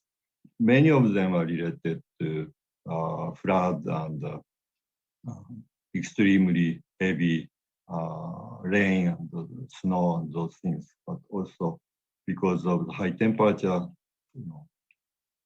wildfire and those things are happening frequently. So next slide, please.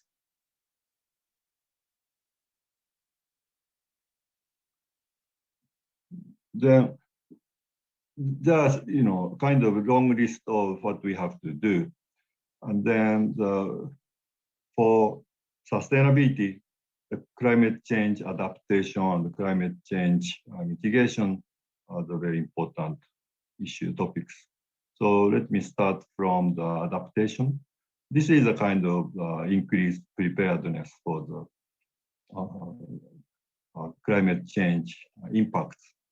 So climate change would have impacts on these sectors, including agriculture, coastal resources, human health, transportation, water resources, disaster risk management, among others. And then I found a very nice report published by ADB headquarters, Technologies to Support Climate Change Adaptation in Developing Asia, which is not very new, a little bit old. It was published, I think, 2014. But it's a very nice collection of analysis of impacts of nature of impact of climate change and appropriate technologies to counter that impact, and then cost effectiveness and the strengths and weakness of different technologies are analyzed by sector and by country, because usefulness of technologies depends on the context. But the weakness of this report is it's completely focusing on technologies, not talking about governance and other finance and those things. Next page, please.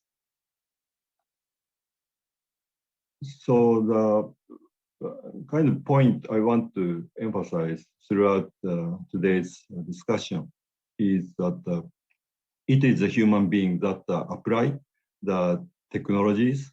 So even if the good technologies are available, but there must be people who have appropriate expertise and skills. Those people have to design and implement infrastructure investment projects, and also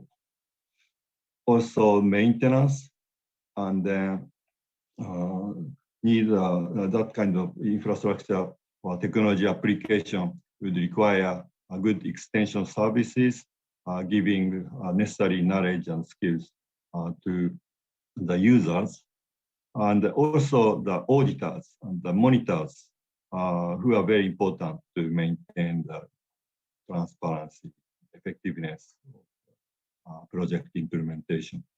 So those things are often neglected aspects. So that's what I want, one of the important things I want to emphasize today.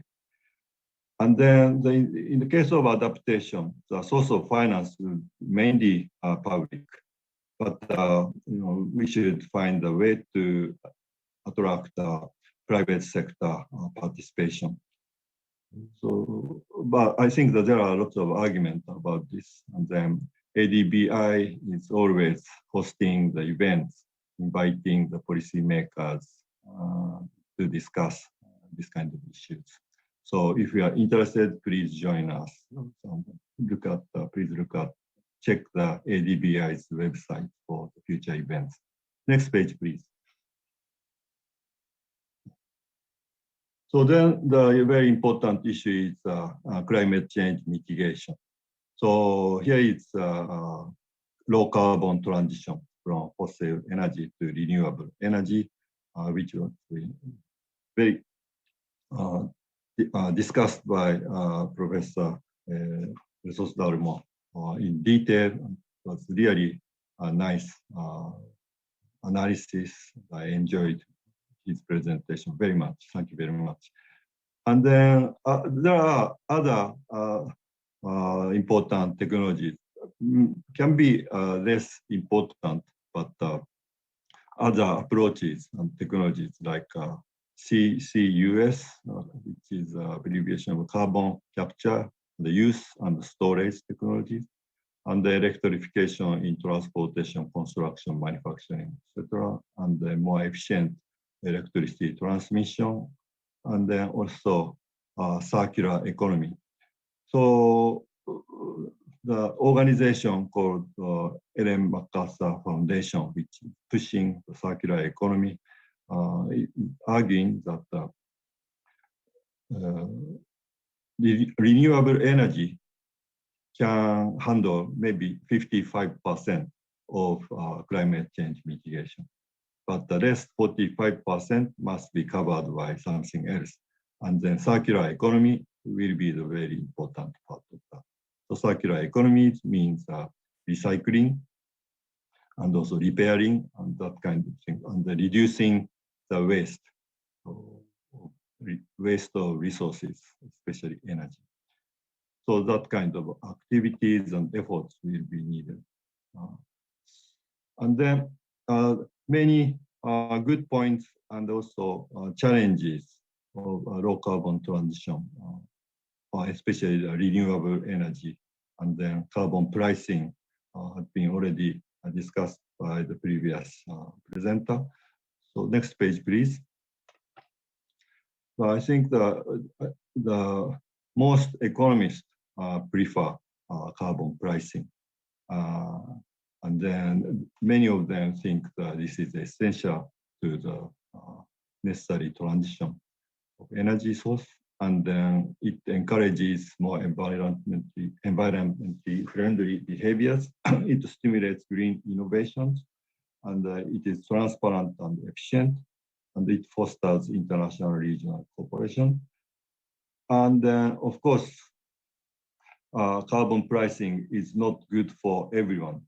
So the introduction of carbon pricing will create both winners and losers.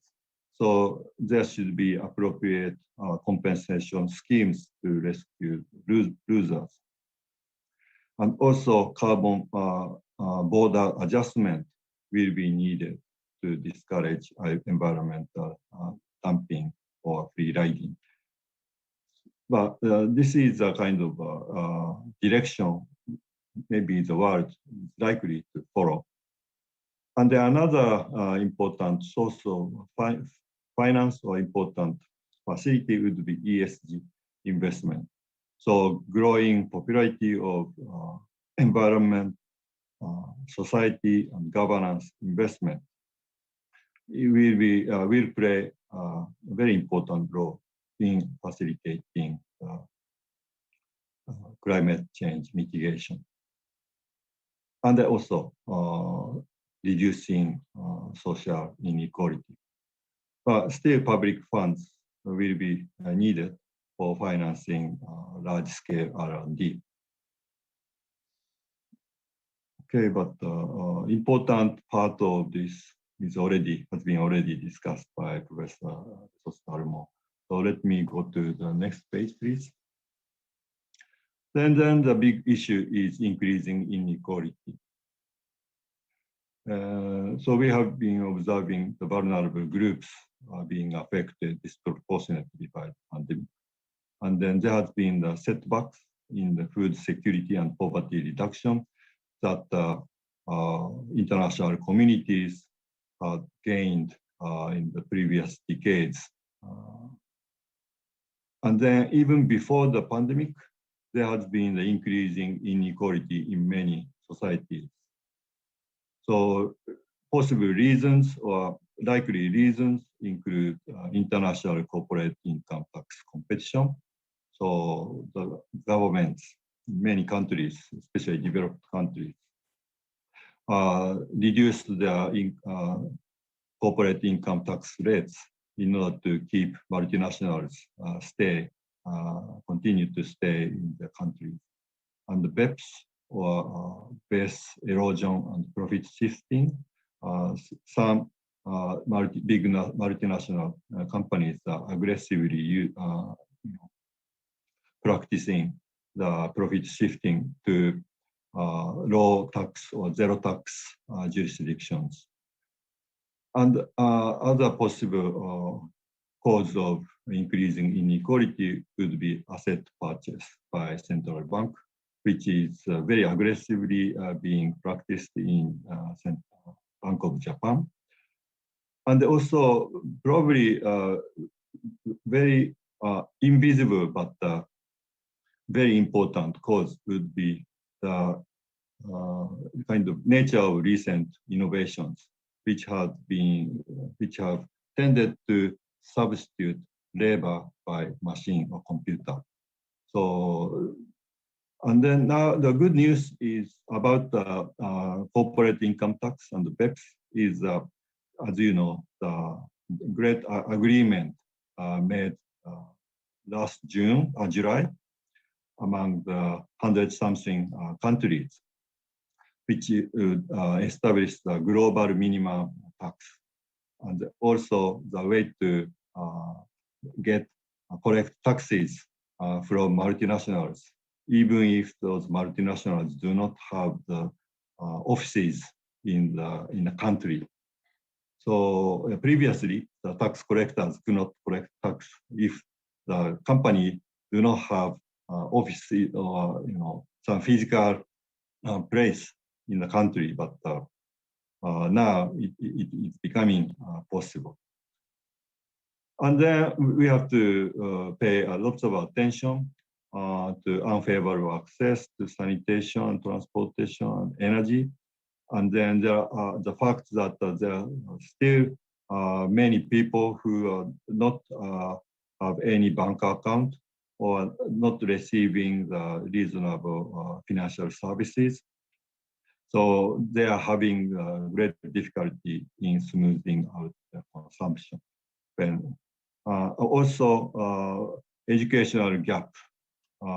Maybe this is most important one in the long run, because if the educational gap is not appropriately addressed, then the gap will carry it over to the next generation.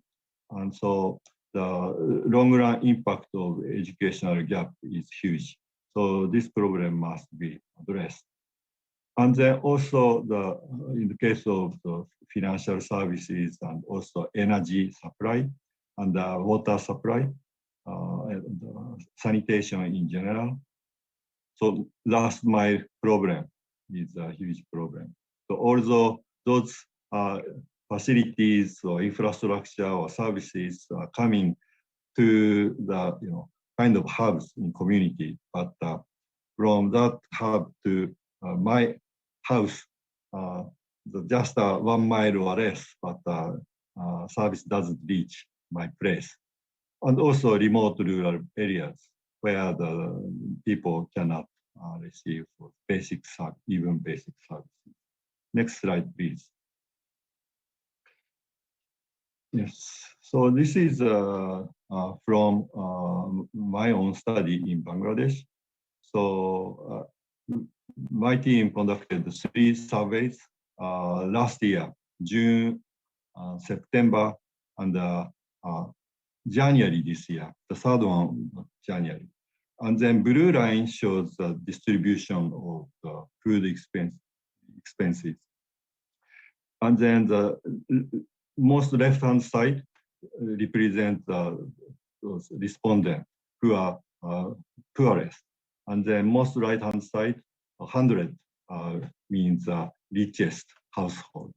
And then poorest household had to reduce their food consumption, food expense to 40% of what they would need in terms of nutrition.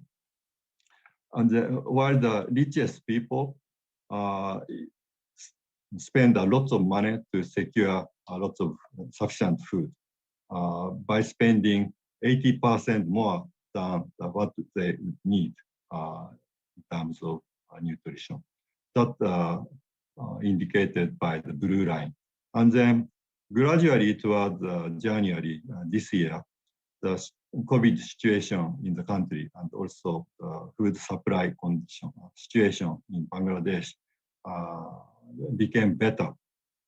So the impact became less and less from blue line to red line to gray line.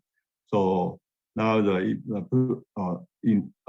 as of January this year, so even the poorest people could get spend 80% of the kind of necessary nutrition level. And then rich people spend much less than before to get food.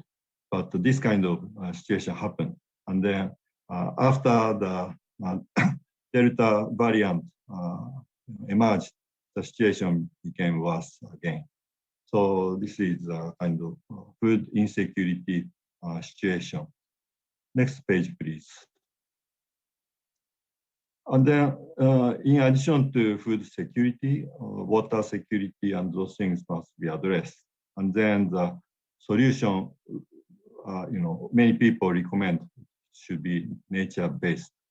But I don't know the big success case yet. But, this is many people's recommendation. And in the case of financial inclusion, of course, the major weapon or facility would be fintech. And then entry of very small fintech increased competition in financial market. So that seems to be working well, at least in the case of many countries, not all, but many countries so far. And then because the existing banks also have adopted fintech, and then they are competing with new fintech small companies. But as Professor A-san pointed out, we don't know what will happen if the big techs and the giant telecoms enter the market. Because of the kind of scale economies of data, they will have increasing power in market. I mean, if you have bigger data, and then you can be advantageous, and then which will make you bigger, and then this kind of circular causation will make the big techs kind of dominant. And that's happening now in India. And then,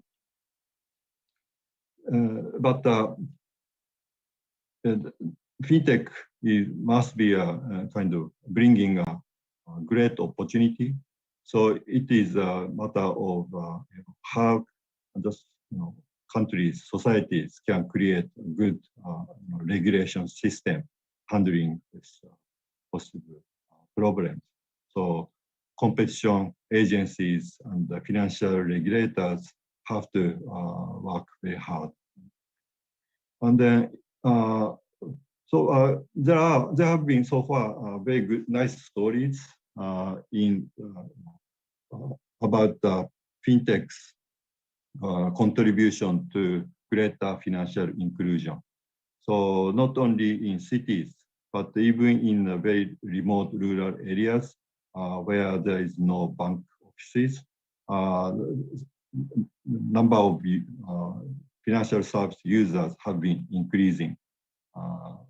So because conventional banks and new fintech companies together are working very hard to expand their market, and then introducing a kind of intriguing use of digital technologies.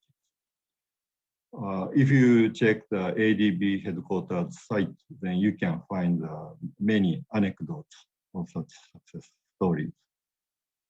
And then for removing educational gap, so EdTech can be used. So computer can help students and also teachers to improve the quality of education. So how can the computer help? So suppose that, say, 7th grade student who actually do not understand what he or she should have learned in his or her 2nd grade. It's very difficult for teachers to detect that kind of problem for every student. But the computer can do it very easily and quickly. And then computer can provide nice exercise questions and mark without adding any burden on the teacher. So teachers will have more time to teach what computers cannot. So that kind of complementary role must be played by computer and teachers. So this is a hopeful story, but there has been no strong convincing evidence yet. So I will come back to this point soon after. And then making innovations complement workers. So a while ago, I mentioned one of the big sources of the increasing inequality will be the replacement of workers by machines, especially computers. But this trend must be changed. And then I hope EdTech can help, especially EdTech can be applied to adult learning for the workers more skills, and then so that they can use new technologies to increase their incomes and jobs. Next page, please. This is just one diagram showing the Reserve Bank of India's Unified Payment Interface (UPI) has been growing in terms of the number of transaction volume and also transaction value. And then it's a real, it has become a real payment infrastructure in the country and changed the economy in India drastically. So I expect if the Indonesia introduces the central bank digital currency, it can have as revolutionary kind of impact like India's UPI. Next page, please. And then this is again about the computer or artificial intelligence aided education. And then which this is about ADBI's new project to be implemented in Indonesia.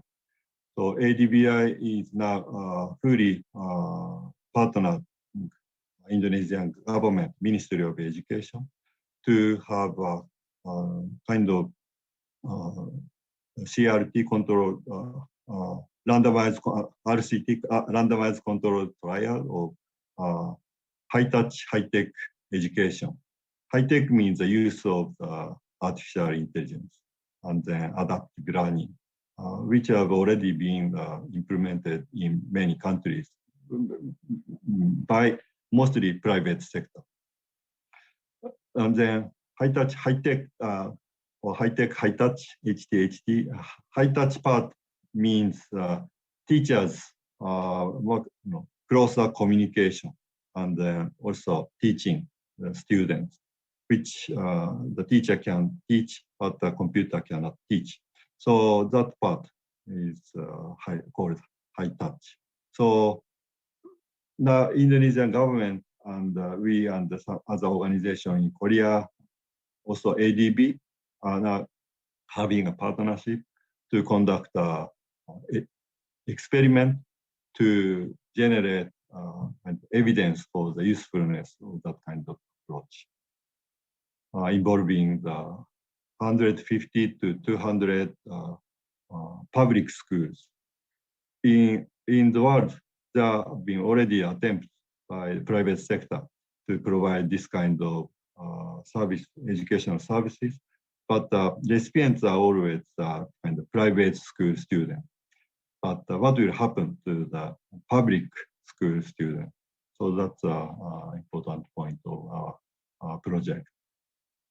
And then, but I am almost sure that there would be a good impact of the student training and also teacher training of this kind.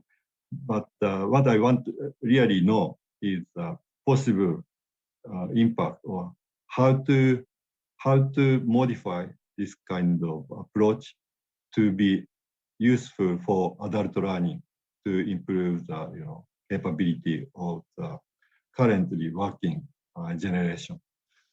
Okay, next slide, please.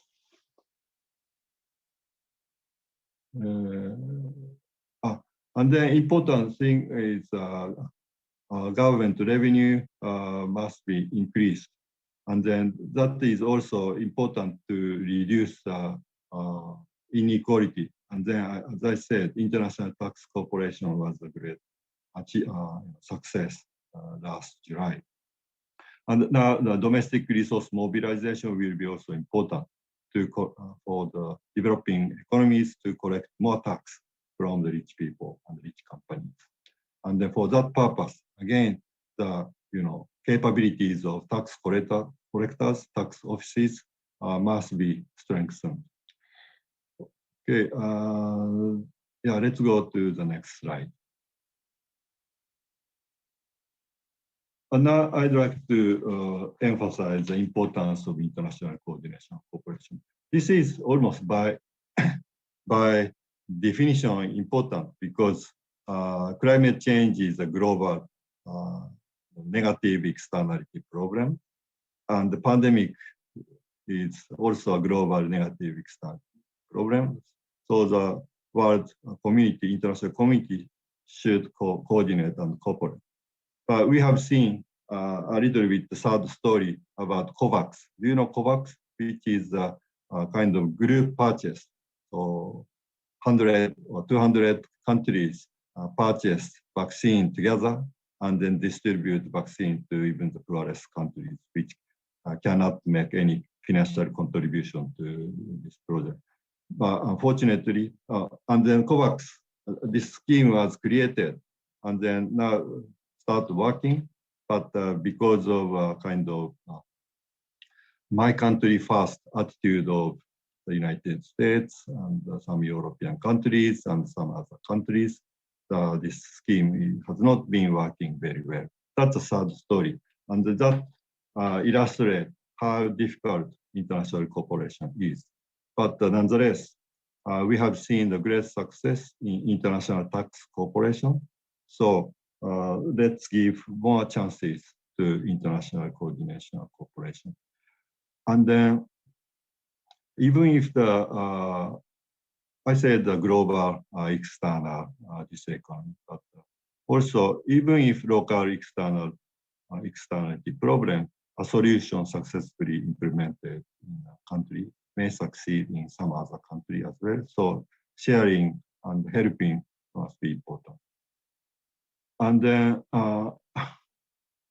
okay, and then also another reason for the importance of international coordination, which has not been discussed very often, is that some countries will be a victim of climate change. And then the country didn't cause the climate change, but can become a victim. And then the country cannot able to manage cope with the climate risk, increasing climate risk, because next slide, please. Because if a country's vulnerability to climate risk increase, then there is a kind of positive association between the vulnerability to climate risk and the sovereign bond yield. So that means if you have more risk, then you have more difficulty in borrowing money from outside your country. And also, if you turn to the right table, right diagram, if the country's resilience increase against the climate risk, and then this cost of borrowing tend to go down. And this is just an association cross-section. So please go to the next slide. So this is right-hand side is the analysis of my colleague at ADBI, John Byrne. Some of you must be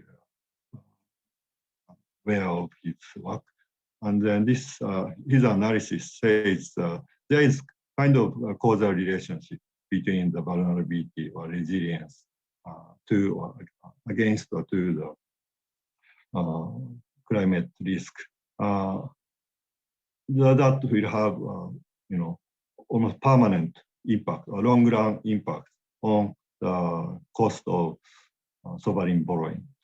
So if you have difficulty and then you have higher cost of borrowing, and then that tend to discourage you from investing in infrastructure for resilience, but that will further increase the cost of borrowing. So there can be a kind of spiral causation. So that also can be a reason for emphasize the importance of international cooperation. Next slide, please. Professor Sonobe, you have 5 minutes, so if you can conclude. Thank you. I think this is the last slide, before the last. So I'm not the monetary economist or macroeconomist, so I think this is my weakest spot. But given that argument for the green recovery or sustainable and also inclusive recovery gaining the momentum, and then the monetary policy must adjust to that kind of trend. And then, but already the Governor Perry argued the Indonesia is adopting the CBDC, also paying more attention to the sustainability and inclusion. So I have no additional point, but let me repeat this point. Whether or not central banks agree to support decoupling or green and inclusive recovery, they can play a key role in financial inclusion by providing sufficient level of efficient payment infrastructure. So in this respect, central bank digital currency will play a very important role. And as financial inclusion increases, it seems that higher financial inclusion increases the transmission of monetary policy to employment and hence the effectiveness of monetary policy expected to increase, according to some studies about Asia economies, especially emerging Asia. And if central banks incorporate ESG consideration into their policies, then central banks are likely to play an even more active role in this decoupling or green and inclusive recovery. But of course, this will have also negative consequence because this will make it more difficult to predict the central bank's actions because more data are needed to be taken into consideration to forecast what they would do. So for example, if the unemployment rate remains high, but the inflation rate is going up, then central bank, what to do? So this kind of decision making may be different from the previous decision making. So yeah, that kind of negative aspects still remain. But central bank can help to attract foreign investors for the infrastructure investment and large-scale R&D, and also improving the education, and also helping the poorest people by attracting the foreign investors by mitigating the currency risk concerns through, for example, the longer-term currency swap arrangement. Okay, I stop here. Thank you very much for your attention. Thank you, Professor Sonobe, for an excellent presentation and covering a lot of ground and giving us food for thought. So thank you to all the three presenters and distinguished speakers. We have come to the last phase of this plenary session, which is to open for question and answers. I've received a number of questions for each of the speakers, but I just wanted to summarize very quickly in terms of what the speakers have discussed. And I think under the broad theme of sustainable development, growth, in light of the pandemic, we've had three very different discussions on different themes under the same umbrella. So it is quite interesting with Professor Reso Sudamu's talk about energy intensity and the role of carbon tax and energy subsidy on GDP emissions as well as poverty. So that is quite unique. And then following that was Professor Essen, who talked about the boom in fintech and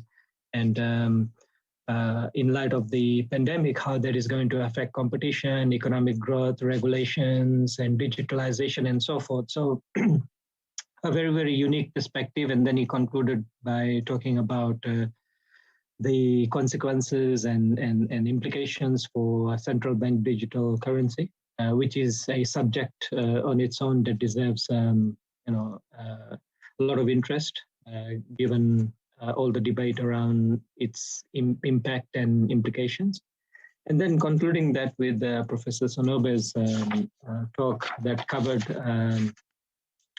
again, green recovery, green economy from an environmental prosperity point of view. He talked a lot of things, a lot of very important things, from water security, food security. He talked. I thought that discussion about the education program with the Ministry of Education about high tech and high touch. I think that's a very unique concept in itself. Particularly how this digitalization of not only higher education, but education in general, as we have seen in the pandemic, children studying from home. I think that discussion makes it that much more relevant, not only for Indonesia, although I note that the program that ADBI and ADBI involved in is in Indonesia, but I think that is very, very important to globally to all the countries. So this is something very, very significant, I think.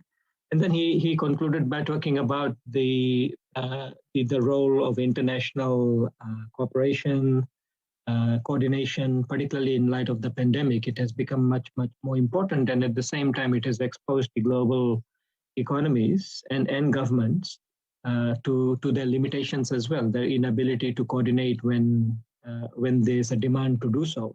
So these are all very interesting discussions that we have had, and again, thankful to the three distinguished speakers. We have questions, and I'm trying my best to summarize this for you.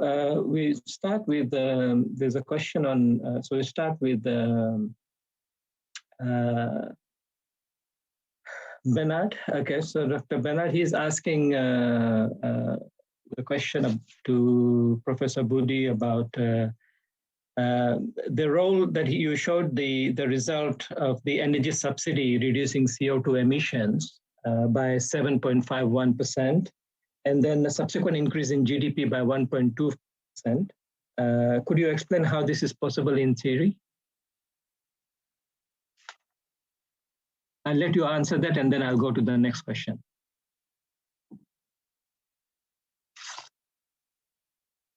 Okay, we cannot hear you. I think you may be on mute.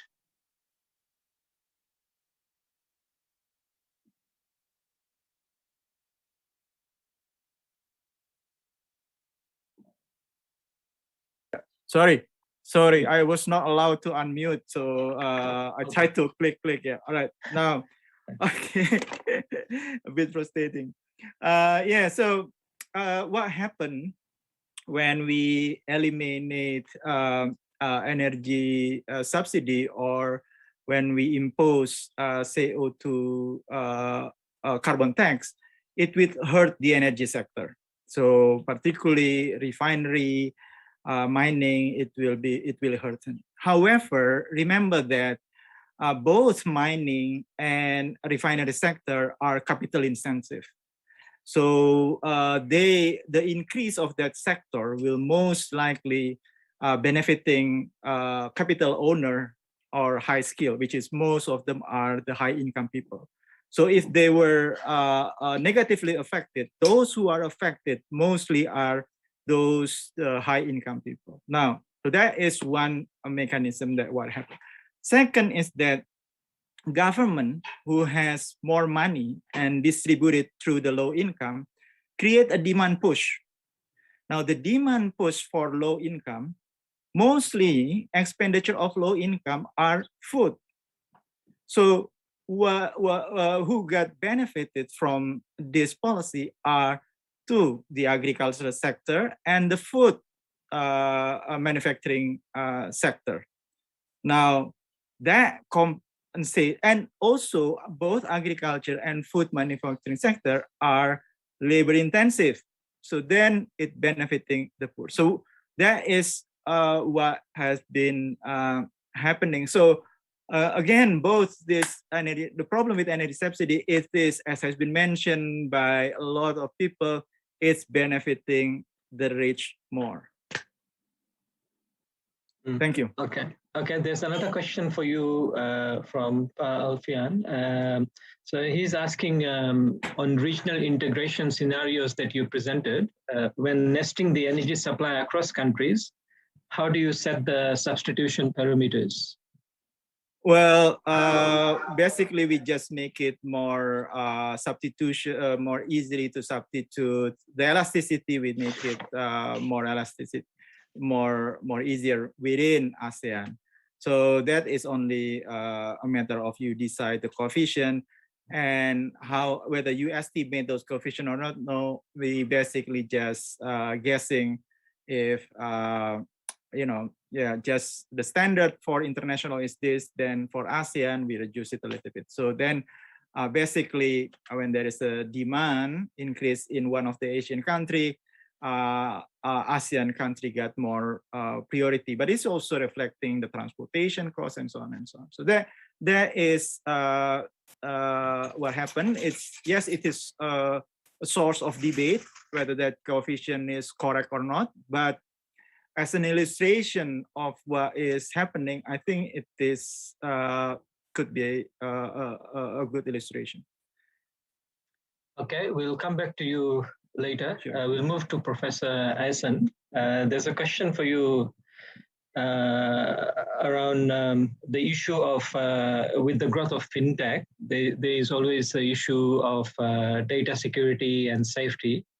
The question is about what are some of the challenges that central banks might face in light of, yes, there's a boom in fintech, but then there's associated risk as well. Yeah. Thank you very much. It's a very nice question.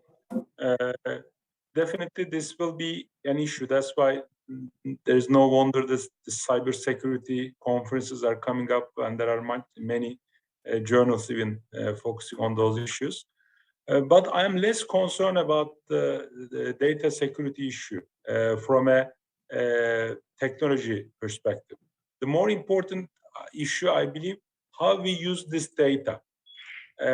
Because with this Cambridge Analytica case, we observed that people can be manipulated with data. They can be sent certain messages directly focusing on them, directly targeting them.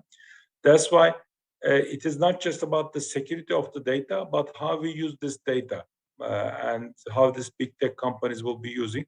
I believe this is more of a challenge, and it's a postmodern world. I mean, this is, I'm just imagine this Twitter, Facebook. Initially, it was kind of a democratization movement.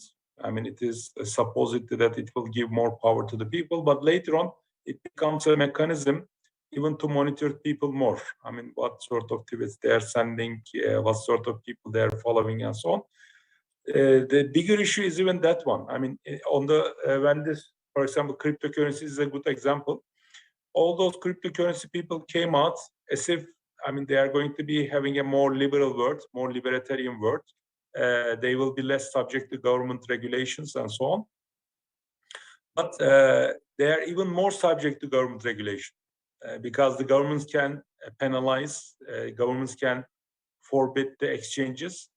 Governments can, by establishing central bank currencies, they can make all the transactions visible. Right now, for example, existing currencies we have, it is anonymous. I mean, we can use it anywhere we wish. But what if we start using central bank currencies, and that sort of central bank currencies, smart money, let's say, just allow us to use the currency for certain transactions? So all those questions, I believe, I'm less concerned about cybersecurity issues again. I mean, this is an issue, but it is a technological question. But the other one is more of an ideological question. How much we want to, we like to be monitored by our governments, by not just by our governments, but by other governments, or not just by the governments, but by the big tech companies. So I believe these are even more of challenges that we should think. But the technology part, I believe it is, I mean, I didn't get into the details of the technology side, but at least there are technological solutions for technological problems. But for the other ideological questions, I mean, how much we want to be monitored by others, by governments, by companies, is more of a preference question. It's more of an ideology question, which is even more difficult. Thank you. Thank you. Thank you for your response. There's a question for Professor Sonobe with regard to his discussion on high tech and high touch. The question is about the fact that as we move towards more high tech, what does it mean for employment opportunities for teachers? That's the first part. The second part is really as we move towards more high tech, and particularly for a diverse country, you know, with 34 different provinces in Indonesia, the diversity is there. How do we get technology to the rural areas? Thank you. Thank you.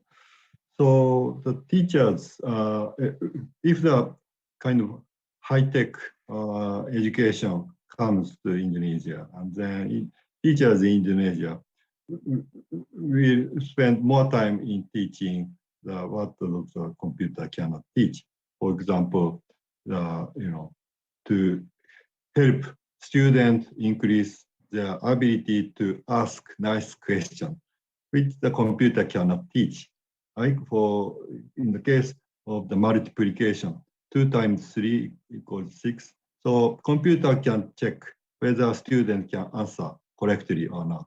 But the computer cannot encourage students to ask a nice question like, for what purpose we can use this multiplication? Or then, for example, to measure the size of area. So that kind, and then the student may wonder, okay, what will happen if this figure is not a straight, straight lines, but curves? Then how can measure the area? That kind of thing. So for make students more creative to be able to survive in the new era, then the teacher have to teach that kind of thing, while leaving the simplest part or more basic part of teaching to computers. And then should we fire those teachers who cannot teach that kind of higher level skills? Of course not, because most teachers, of course we have to admit the fact that some teachers are good, but many teachers are poor, and then sometimes there are terrible teachers. But most teachers, have at least some experience and at least a kind of desire to help students, and so we should train them. So actually, in ADBI's ADB and the Indonesian government's experiment project, we will have a component which is about the teacher training. So teacher training will provide the necessary skills for teachers to teach what computer cannot handle. So we do not expect that employment of teachers go down, but instead we are hoping that the salary of teachers would increase because they will provide better services. And then this kind of high-tech, high-touch type education will help, as Professor Paresh already emphasized, those countries like Indonesia, with lots of islands, also the small islands in the Pacific, and also the country like Mongolia, where the population density is very low. And then, yeah, I stop here. Thank you. Thank you very much for your valuable insight. There's a question for Professor Ahmed again. I think Professor Sonobe can also answer if he wants to.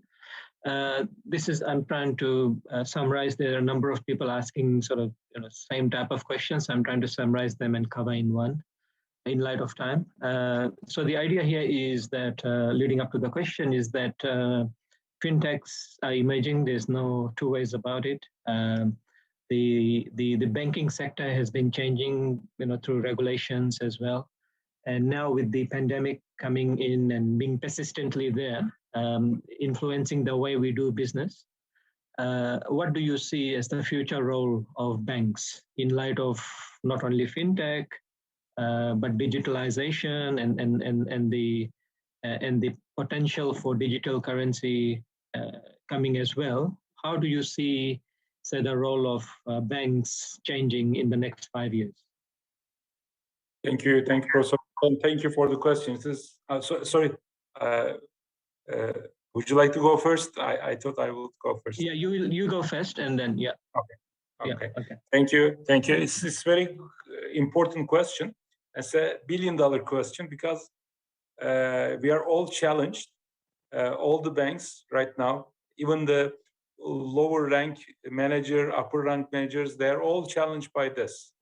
For the society, probably for the others, probably there are certain benefits of fintech and so on, but they are even challenged because of their occupation. And the central banks are like that too. I mean, as I mentioned in my presentation, it was much easier. We have all history of regulation in the last 40 years. Even we have 2008 crisis. We pretty much well managed the banks. And especially, if you consider 2008 crisis, it is not coming from the banks. It is coming from US. It is coming from developed countries. The crisis was from mostly other non-bank related activities, not about the banks, because the banks were heavily regulated anyway. So we have relatively less concerns about the bank. But now the fintech companies comes. How to regulate them, how much capital they should have. Even though they have certain amount of capital, how much transaction they can do. And we don't know really what sort of transactions they are doing even. So that's why it is quite difficult. But for sure, the banks will not stay as they are. We increasingly see more digital banks, neobanks. They are named differently. The banks which are using the common resources. Definitely all the banks, the banking or the finance in general is one of the oldest occupation. It will not disappear for sure, but the form of it will change. It will be more decentralized. The banks will be more digital. They will employ less people. They are going to subject to different types of regulations on the banking side. On the regulatory side, also we need to get prepared.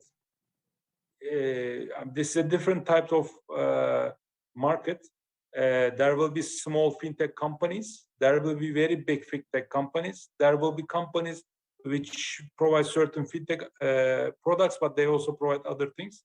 So it's a big challenge. So there is a need for a kind of a policy mix, but it is not easy. My policy recommendation would be just, I believe this is done by US, for example, and I believe it's a good approach.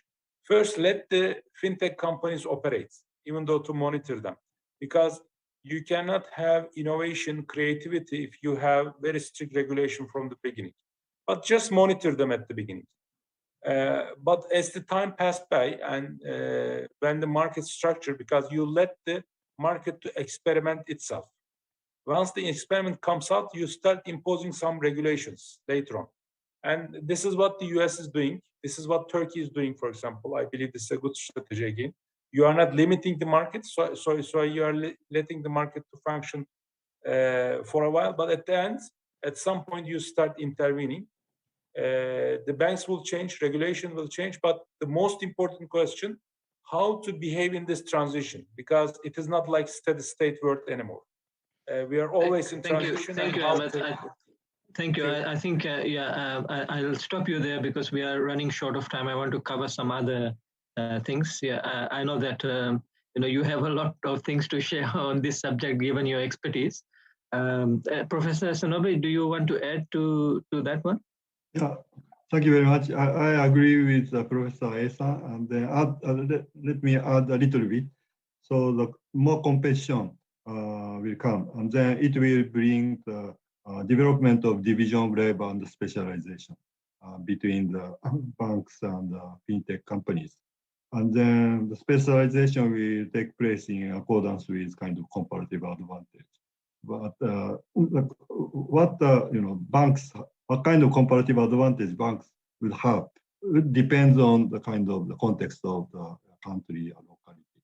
So in the case of Japan, for example, where the population is aging a lot, and then the elderly people, there are lots of elderly people who have some assets. So small banks have a good relationship with such elderly people, and also the small and medium enterprises in the locality. So that kind of relationship would be the comparative advantage. So I think there will be a kind of amicable and collaborative relationship and the division of labor between, we will observe that kind of thing in the banking and financial sector, I hope. Thank you, Professor Sonobe. I got another, how much time? About 4 minutes. So I would expect that we won't be able to cover all the questions, but if you can keep your responses brief, we would be able to cover quite a bit, I think. To Professor Budi, there's a couple of questions here for you. And the interesting one is that somebody is saying you are using 2011 data, and then you're making projections on poverty and CO2 emissions and so forth. Don't you think that it is outdated data? Your response, very quick response, please. Well, yes, it is outdated data, but a lot of technology is actually becoming much more efficient. So what you see is probably the upper bound. And so the lower bound probably even a better situation. So thanks. Okay, there's another question. There's quite a few questions for you. I'll just put the most important ones. When you talked about poverty alleviation, there's clearly a bigger impact coming from subsidies than carbon tax. First of all, how do you quickly explain that the difference? Are you robustly saying that that subsidy is a better policy than carbon tax because you don't necessarily show robustness in that? No, it's just a different size. Yeah, the elimination of subsidy and carbon tax is a different size. But certainly, elimination of subsidy is important at the moment. And it is for the Indonesian government right now. It is achievable right now. The subsidy of energy subsidy is probably around 150 trillion rupiah. It's big. It's big. It's about almost 20% of Indonesian government expenditure.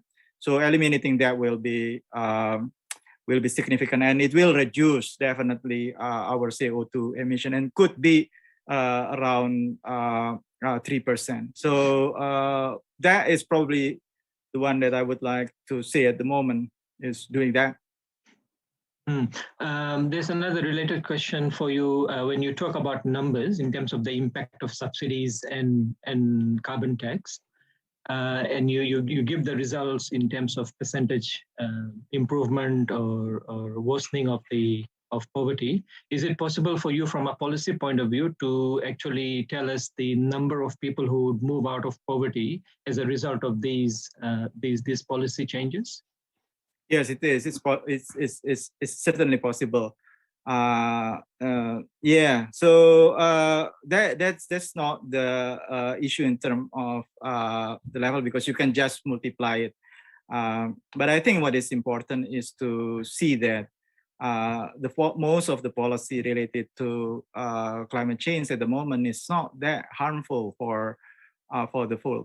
One important thing is that in developed country, the proportion of energy spending for the poor in terms of expenditure is high compared to the rich people. But in developing country like Indonesia, the composition of energy consumption as their expenditure comparing to the rich is lower because the poor do not use car, the poor do not have air conditioner, the poor do not use a lot of electricity, and it is different than in developed countries. So that is something that the Indonesian government might consider. Thank you. Thank you. Thank you very much. And I think we have reached the end of the session. It's on time. So I want to, while I have some more questions here, but obviously it's not possible in light of time constraints, which is always a constraint we face. I want to, on behalf of the BMEB Conference Organizing Committee, to thank you all for your participation. Thank you for taking our invitation to speak to a large global audience of participants this morning. I'm sure that all of us listening to you have benefited immensely from your expertise and insights. In light of the pandemic, we are more and more interested to learn about sustainability of growth and green economy and recovery. And I think we have covered, or you have covered, lots of grounds on those themes and sub-themes, and we are very, very grateful to you. And I think with your the quality of your the conversations we've had this morning in the plenary session, it sets up the foundation for us to move to the parallel sessions later this afternoon. So thank you again, and I'm now pleased to bring this session to a close. There will be a 1-hour break before we move to the parallel sessions. Thank you again. Thank you. Thank you. Bye-bye. Thank you all. Bye. Thank you. Thank you, Paris. Thank you. Thank you. Thank you, Professor Narayan, for leading such a constructive discussion, and all speakers for your invaluable insights. Distinguished guests, ladies and gentlemen, we have now come to the end of our program. On behalf of the committee, we would like to thank you for your presence and active participation. Hopefully, this event will be beneficial for everybody, especially on the important issues discussed. And after this, we will have parallel sessions for paper presentation at 12:30 p.m. Please check the room IDs and passwords given earlier by the committee. On the screen now is the QR code for you to scan to download the presentation material and register your attendance.